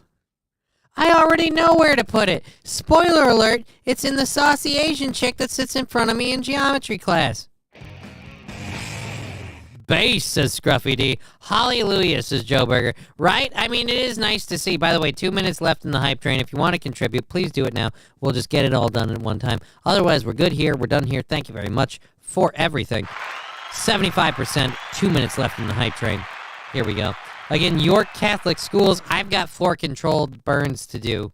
And we'll have to hang out at least till then. We got 2 minutes left in the show. There's no way I'm going to do 4 burns in 2 minutes. We'll get this lady going. I'll get my first burn in. We'll see what's happening. It's rude, and they're throwing water everywhere. They're looking at us. They're judging us. Shouldn't be like that. You're out for a reason. Rambunctious teens then turned violent. They're looking at us. They're judging us. No offense, ma'am. I think like a lot of people do that because I don't mean to disparage, but I feel like. Guess what? What? I got a David fever. Chandler with 5 more. And the only prescription is more cowbell. There we go. David Chandler kicking us over to level 5 with 5 gifted subs. That's the pendulum swinging finally, he says.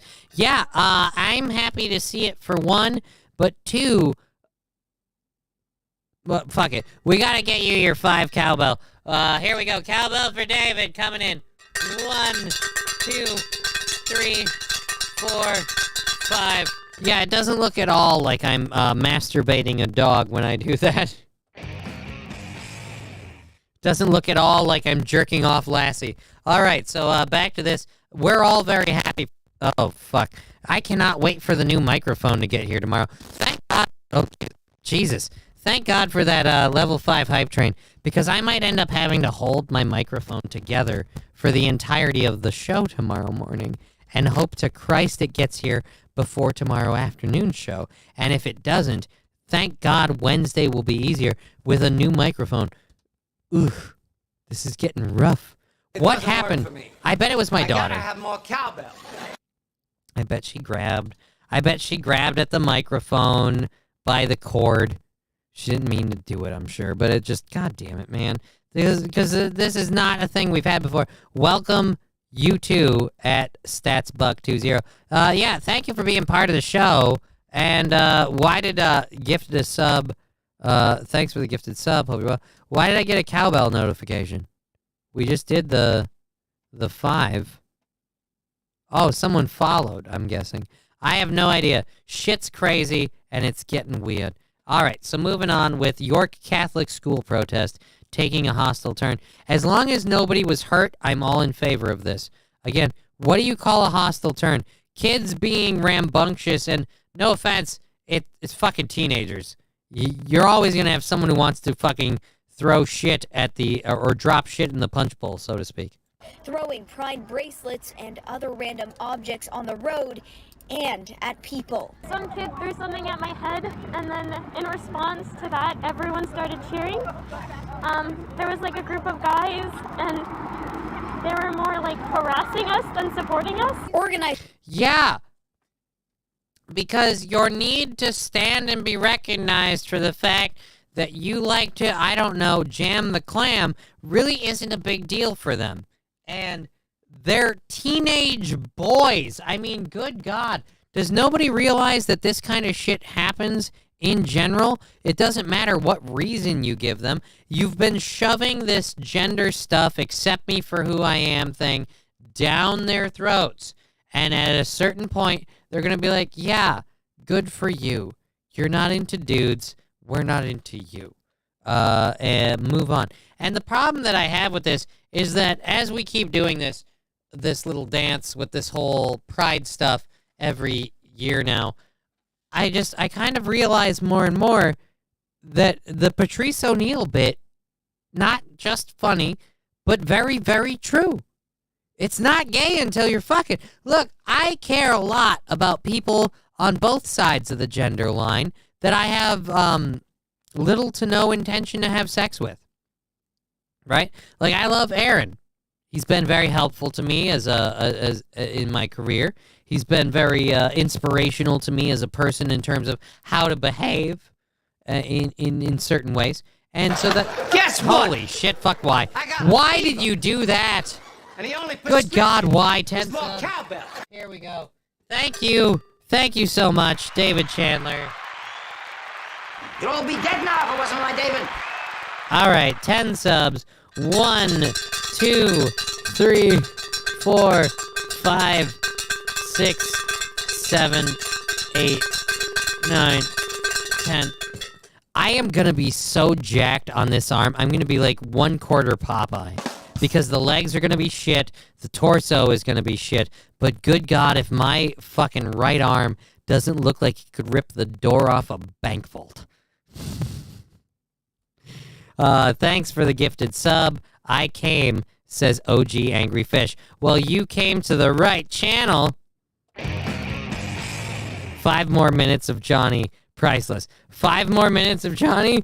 You think just going to be 5? We might end up doing a whole extra half hour because I haven't done any of the now 6 controlled burns we need to do. So let's get the first one in while we let them talk for a minute, because I keep talking over these kids. And again, they're getting out an important message about how they're gay and they're not accepted. I mean, it's just legal for them to get married. They just have all the rights we do. Insulting them is now considered a hate crime.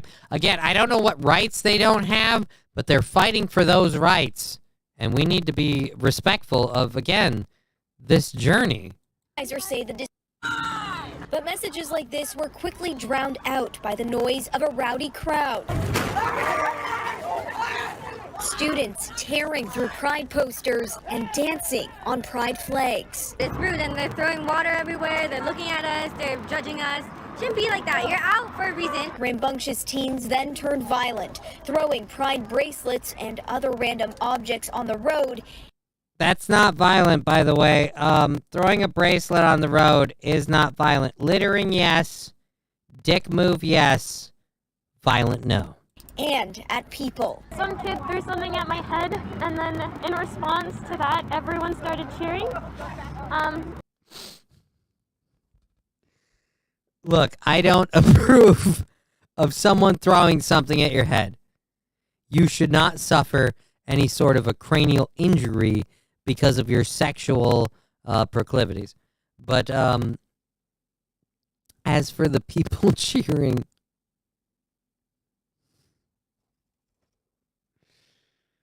You guys realize there's an honor system to this, right? You don't just cheer for the lady getting hit. There's rules. Did you knock off her glasses? Did you throw her off balance? Did you hit her with a liquid? I'm sorry. I'm being a dick. No, I'm being a dick. Again,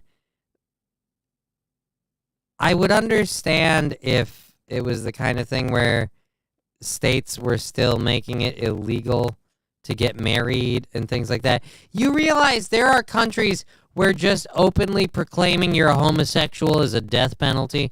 By the way, speaking of death penalties, 1 minute 40 seconds left in that hype train. 13% of level 6 if you want to see that going anywhere else. Now is the time. Thank you all so much for that support. And let's keep on going with Isabella Martinez. Again, a student in Toronto. So, look, I get that people want to be appreciated, respected, accepted, all of that. But I feel like as a person who's seen just how the world... Guess what? Jesus Christ, why? I got a fever. What did you do? And the only 25. It's more cowbell. All right, well, I guess now we're in level what? Well, where do we land now? Raptor Noed, they are members of the IF. I don't know what the IF is. We gotta see. Level 6 is complete. Where did we land now? We shot through, I imagine, into level 7. Level 7, 61%. Thank you very much. Let's get 25 cowbells for David Chandler. Again, really working the right arm today. Here we go. 25. 1, 2, 3, 4, 5, 6, 7, 8, 9, 10, 11, 12, 13, 14, 15, 16, 17, 18, 19, 20, 4, 23, 24, 25. We got it.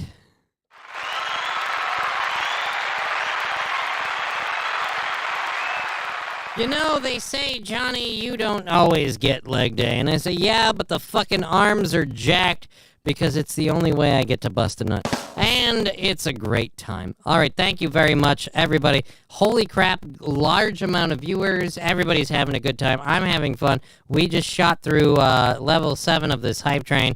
Thank you so much for that. And again, for the amazing support, I must once again say... You'd all be dead now if it wasn't my David. It's true. All right, you'd be able to beat your meat for days. Dude, Joe Burger, who says I don't? Like, no offense, I've been...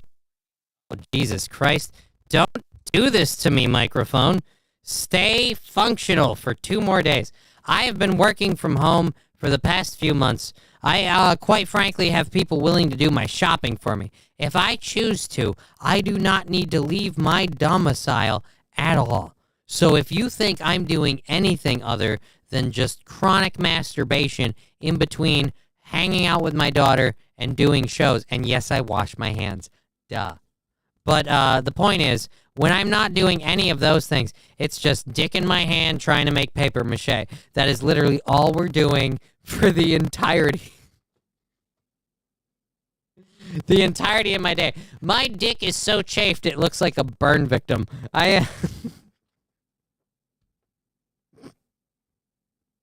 If I touch my dick one more time, it'll fall off like I have leprosy. Like, I just can't... Jiggle them balls. I mean bells, says Ryan the Garbage Man. It's the cowbell, but yes, indeed. Thank you again for the support.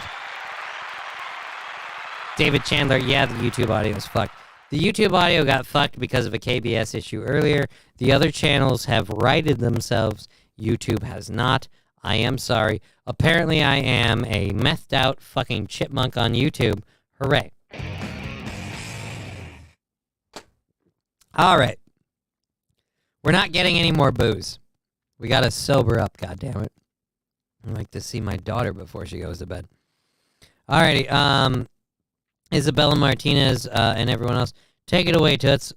There was like a group of guys, and they were more like harassing us than supporting us. Organizers say but messages. Oh, so you cut it out just midway. Wow. Horrible way to be about your life when you're doing a fucking a tweet thing. But yes, Zoomers are rejecting the wokeness. So it's like other people were saying, I'm kind of excited for that. Guess what? Oh, Jesus. I got a fever. And the only prescription is more cowbell. 1, 2, 3, 4, 5, 6, 7, 8, 9, 10. Hell yeah. Thank you very much, David Chandler. 10 gifted subs. Level 7 complete. You'd all be dead now if it wasn't my David. You know, we'll throw in another sound drop in there for me. Well, Sparkle Farts, all things being equal, you are technically correct. Alrighty. I don't even know why that was in there. Alright, so let's go to this. Netflix is opening a real-life restaurant in Los Angeles. I don't know if I wanted to do that one. What the fuck is this? I hate when I have links that I didn't put a fucking tag to anymore. Because those are how Georgia won't update its vulnerable Dominion voting software until after the 2024 election. That's a great thing, and that's not for that, no. Okay, we got some YouTubes here. What is this one? We'll go with this YouTube watch and see where that's at. Thank you again, level 8, 9%. Still want to know who you're staring at. Chevrolet JB, what do you mean who I'm staring at? Which way? When I look over here? You want to know who I'm talking to when I look over here? I don't think you guys can see. I don't think they can see you in general. Alright, anyways. He's fucking crazy. Or it's a bit. I don't know. We'll find out. Thank you again, oh, Jesus. Thank you, David Chandler, for that support. That's very, very helpful, because we just spent... we just spent $4 on a new microphone, because this one's apparently on its last legs. I have to stop letting my daughter play with my fucking computer. I am a horrible father. I let her play with this shit, and I'm like, have fun, kid. Oh, what's the worst that could happen? You're singing and you got Bluey dancing behind you. You're having a great time. When you're shaking the balls. Oh. My balls or the cowbell?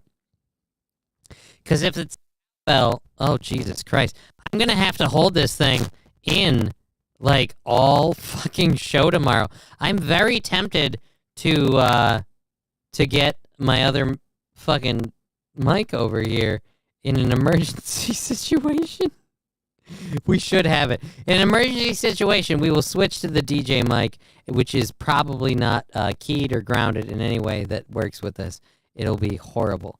All right. Duct tape is a beautiful thing, says EOD696. I mean, you're not wrong, but I don't know if duct tape will fix this. All right, so let's load this YouTube thing, because, again, I still have now 7 controlled burns to do. Let's hit it up here. Where's my cursor? There we are. Boom. Are you done? Hello? You like the room? Oh, Jesus. I'm not doing a 11-minute clip. I'm sorry. We're going to have to go to the next one. What's the next one on the list? A short? We'll do a short. What do we got? This is why I tell y'all these kids ain't shit, because they pick the worst time to say something. This is my favorite dude ever, because he just makes me laugh the way he explains all his stories. That being said, I'm going to reload this because I interrupted you. Please feel free, Officer Udi? I don't know how to pronounce that word. This is why I tell y'all these kids ain't shit, because they pick the worst time to say some of the most ridiculous things. I had to take Scoop to the doctor, just a general checkup. But while we were there, her doctor did want to do some blood work just to make sure all her organs are functioning the way they're supposed to. Guess what? All good. Scoop just doesn't I like got a needles, so fever. I don't know too many.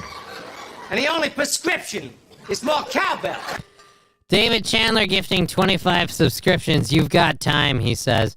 Level 9. Yeah, we kicked over into another level at least. Thank you for the 25 subs, David Chandler. Really being a big supporter of the show today.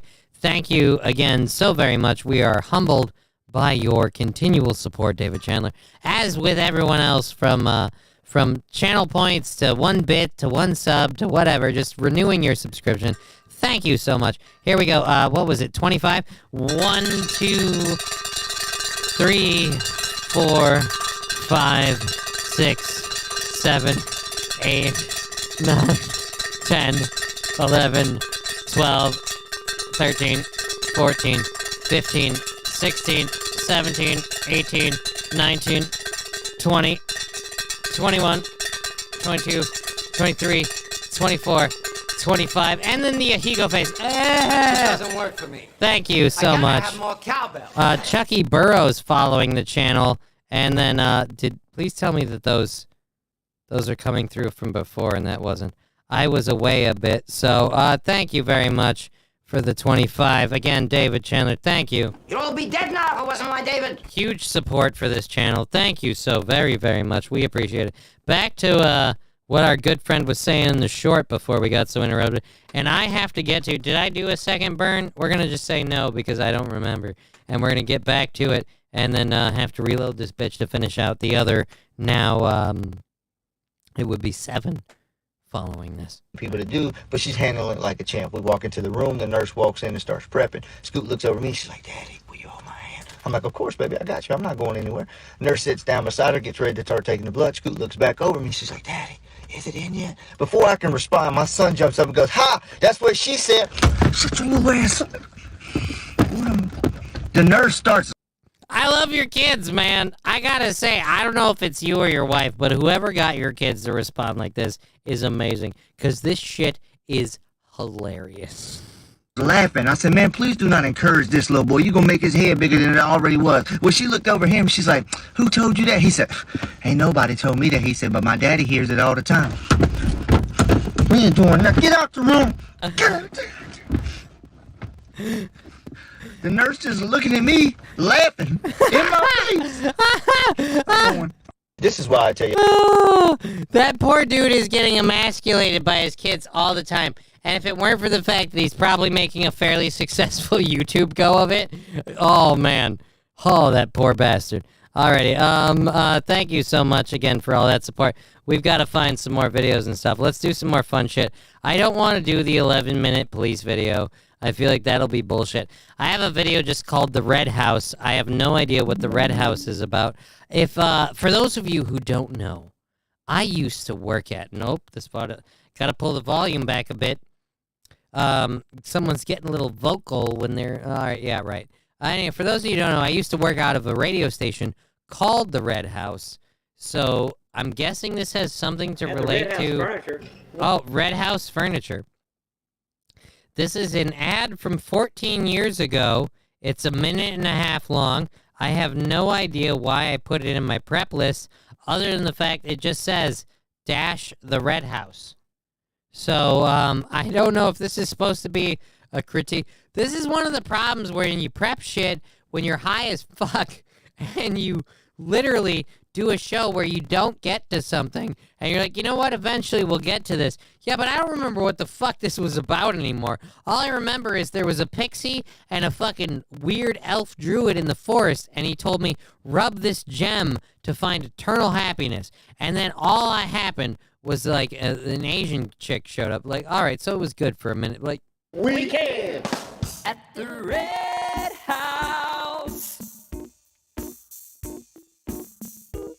I'm Richard. why does it kind of look like the radio station I used to work out of? Like, all right, does everything named the Red House kind of have to look like the third ring of hell? It's good. Trust me. Just play it, says Joe Burger. Joe Burger, are you saying the Chevrolet JB thing is good or the Red House is good?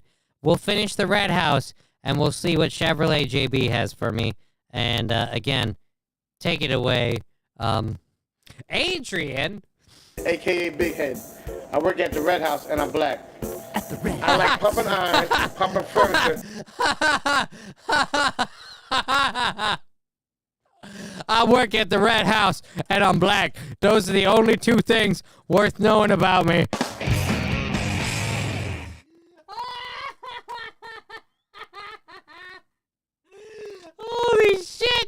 Go back. I need to see that again. I work at the Red House and I'm black. I love that you didn't fucking cut. You didn't mince words. You didn't dick around. You cut straight to the fucking meat of it. Look, I work here and I'm black. Two things you can't figure out from watching this ad.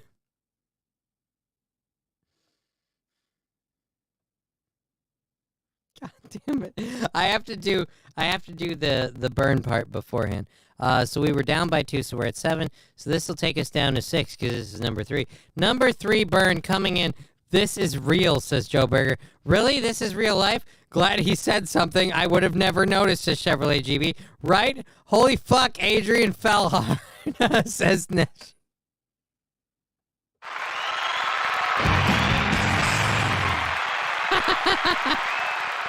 All right. Burn number 3. I'm going to attempt to do it. I still got milk in my car. What? Milk?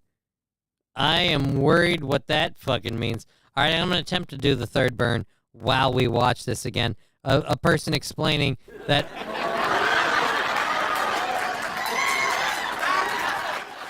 that he is both black and employed. I don't know why you need to point out that you work here and you're black. Like, I feel, what, does one disqualify you from the other normally?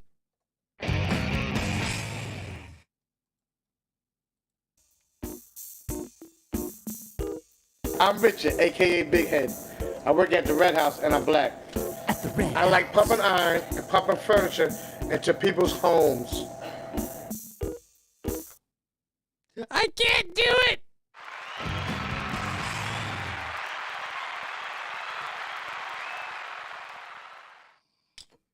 I like pumping iron and pumping furniture into people's homes. And after I pump the furniture into the home, I like to pump my dick into that fat ass. This is a skinny white bitch. I'll totally hit that.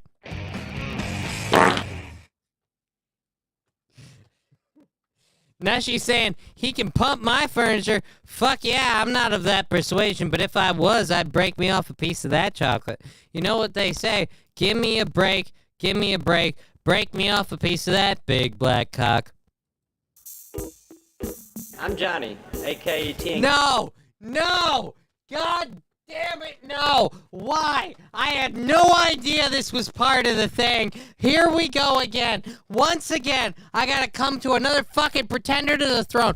Too many of you bitches go out there on the internet, in your commercials, whatever, calling yourselves Johnny, thinking you have the right to that name. There's currently a guy on the radio who calls himself Johnny, and quite frankly, I am pissed at it, because I should never be confused with you weird fucking hat-wearing, neck-beard trucker-looking motherfuckers, or these guys who run a horrible radio show that has less viewers than I do on this pathetic piece of shit. I mean, quite frankly, it is not fair to any extent that you dare to besmirch the name that is Johnny, and I am so fucking mad.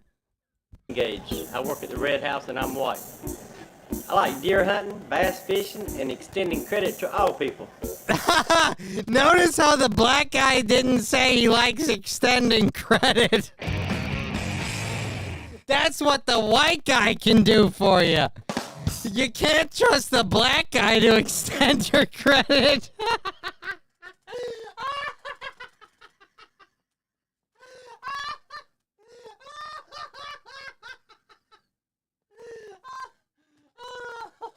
Look, if I want somebody to help me move some furniture and have a good fucking time, I'm gonna go to the black guy. But if I'm filing for the fucking loan for said furniture, I'm gonna talk to the white guy. Holy shit. Joe Berger, Hi Johnny is fun. Dude, Hi Johnny doesn't cut loose enough. And I would add more booze to this. But like I said, we're already running late.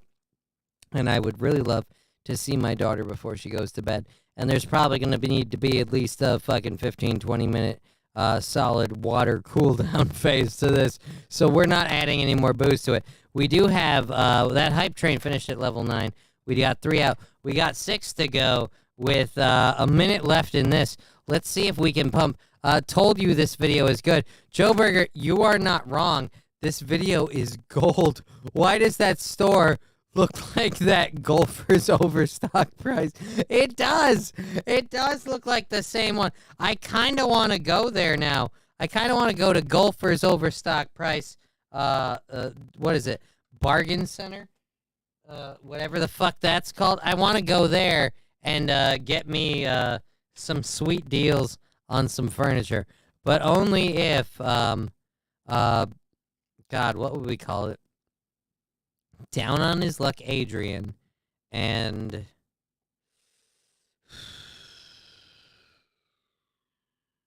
I don't know who I'd call you. But white guy. Yeah. At the Red House. I'm black and I love the Red House. I'm white and I love the Red House. Sweet Jesus. Why? Why are they doing this? Who cares? I'm black and I love the Red House. They approve me even though I have horrible credit. I'm white and I love the Red House. It helps me say I have black friends.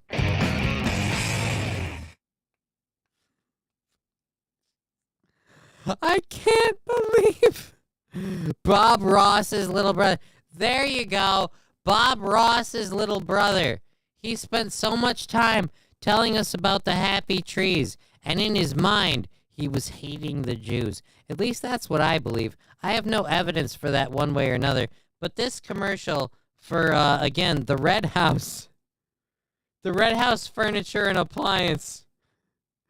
But hey, I have a question. As a white guy, is one of the appliances I can get a black?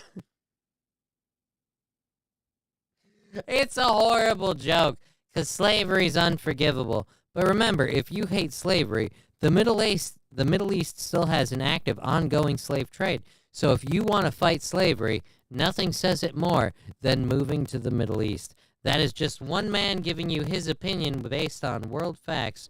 Again, just one man giving you his opinion. I'm a black woman and I love the Red House.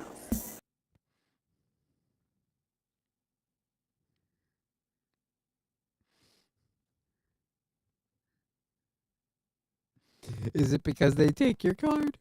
I'm not talking about Visa. I am white and the Red House is for me. I am white and the Red House is for me. It is not because I cannot interact with people in a traditional social setting. It is because I love the Red House. I am not being in any way... Last time I checked, we don't have a whole lot of songs that feature the cowbell. I gotta have more cowbell, baby.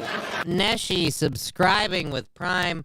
And there you go. Thank you. Subscribing with Prime, a beautiful way to support the show without spending any dough. Because as a Twitch Prime subscriber... Oh, another seed. When the fuck did that? Whatever. Anyway, as a Twitch Prime subscriber, you don't have to pay for that membership. It's free to give out. And thank you for gracing us with that. I appreciate that. Let's get a little cowbell for Neshi23. Heyo. Thank you very, very much. We've gone a half hour over our overtime. We've got to finish this ad out. I have like fucking 5 or 6 controlled burns. We're going to finish whatever's in here and call it good, because at a certain point I have to be a responsible adult. I would, like I said, like to hang out with my daughter, and that requires me being cogent. So we're going to need to wrap this up. Take it away. Oh, my God. Neck beard that goes into your hair. Christopher Walken's slightly retarded brother?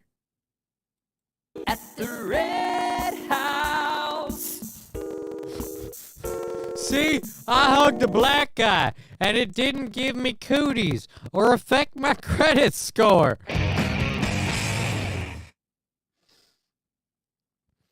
I feel like this commercial should have leaned in, and as soon as he hugged the black guy, IRS agents should have tackled him.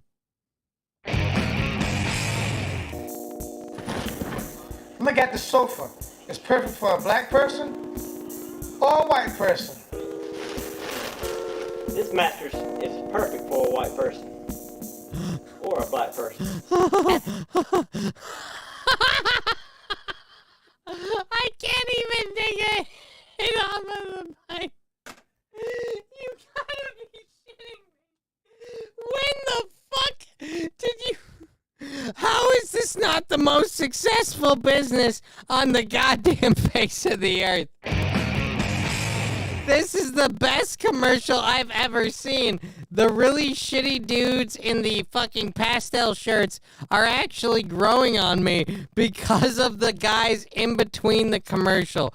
The black guy jumping on the couch that doesn't want to stay where it is, almost like he's gonna break it riding across. Be like, hey, this couch is great for a black person or a white person, which is weird. Notice how the black guy does not feel comfortable speaking for black people, but the black guy feels comfortable speaking for white people. Almost like there's a double standard. This is the best commercial ever. Where have you been my whole life? This thing's been out for years and I've missed it. You're welcome, LOL. Joe Berger, you didn't send it to me. At least I don't think you did. However, I got it. China's leader identifies as a woman. News keeps calling them she. Oh. The Red House, where black people and white people buy furniture. No, you did not do that. You did not do that to me. Holy shit, let me clear the chamber. Fuck it, I'm going back. I need that in, I'm recording that jingle later. I bet these people are rolling in the cash. I don't know, they better be. They better be. This is the most beautiful fucking thing I've ever seen. Or a black person. At the Red House, where black people and white people buy furniture. Get it? Because no matter what color you are, you need a place to park your fat ass. Holy fucking shit. Oh my god. I can't even finish the controlled burns. Call me a fucking dick. I can't do it anymore. I'm fucking gone.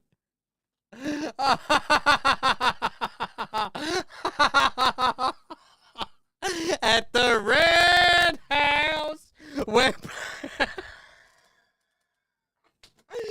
black people and white people buy.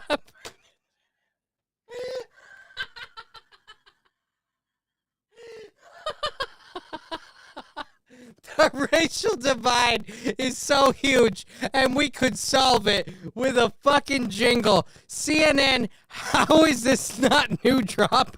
Neshi, you read my goddamn line. It's just gonna be, it's literally just going to be, where is it? We want to get it right. I'm gonna record it after the show because I'm gonna have to time it right. But it's just gonna be literally this. Perfect for a white person or a black person. At the Red House, where black people and white people buy furniture. I fucking love this commercial.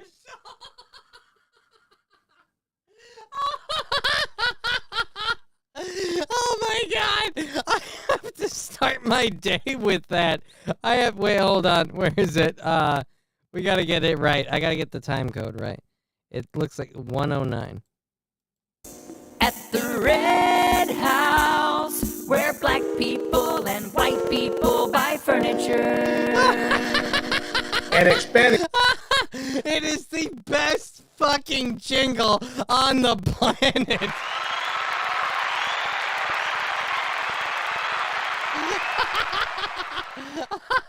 I'm sweating from laughing. I'm literally perspiring from laughing so hard.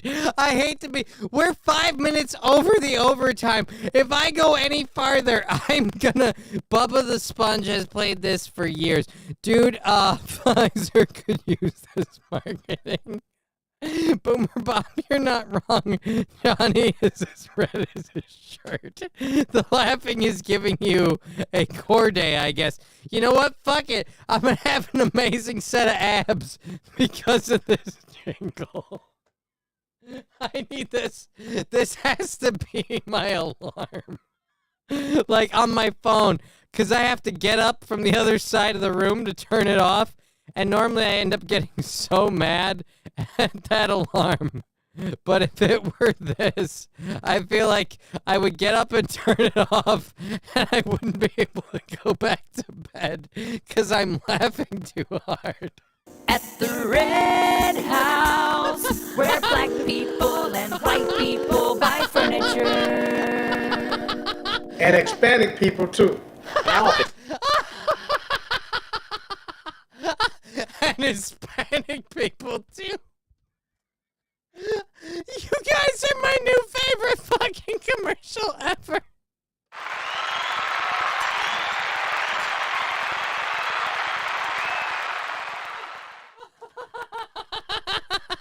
I can't stop laughing at this shit. Aaron used to play this. Dude, I can't believe I've missed this.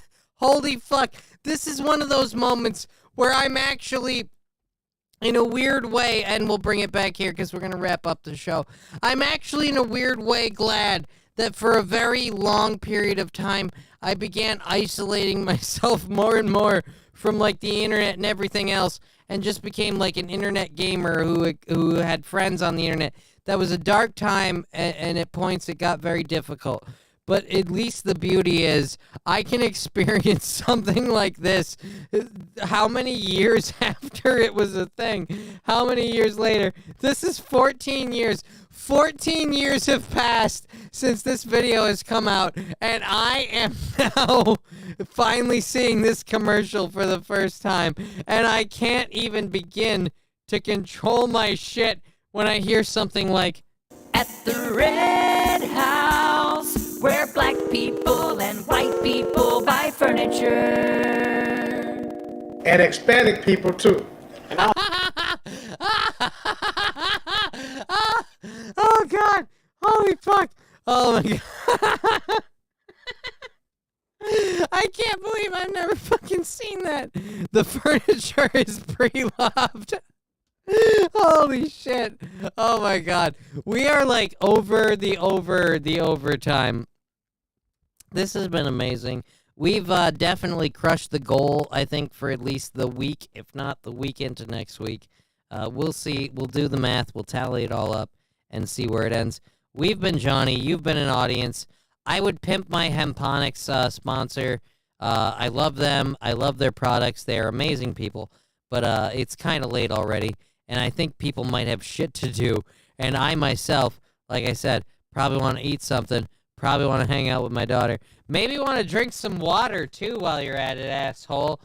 Anyways, thank you so much for being part of the show. We've been Johnny. You've been an audience. We will be back tomorrow on the Steel Toe Morning Show on their YouTube channel, Steel Toe Morning Show. And we will be back here at 2 p.m. Central Standard Time for another Game Over podcast. Till then, take care. Two Fishes saying, thanks tremendously for the gift sub at David Chandler. Yeah, one last time. Just again, thank you for that immense support, David Chandler. You'd all be dead now if it wasn't my David. Again, we've been Johnny. You've been an audience. We'll see you tomorrow. Till then, stay safe, take care, and, I don't know, laugh a little.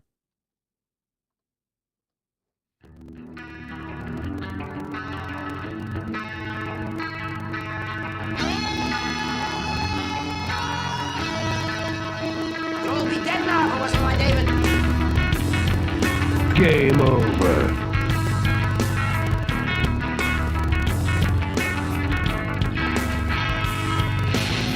Fuck you. What the fuck? Fuck! Who the fuck? Fuck this fucking... How did you so fucking...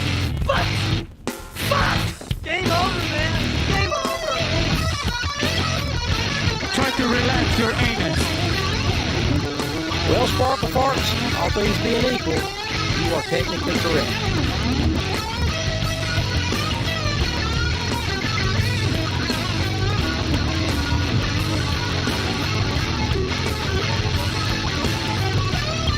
midget at a urinal, I was going to have to stay on my toes.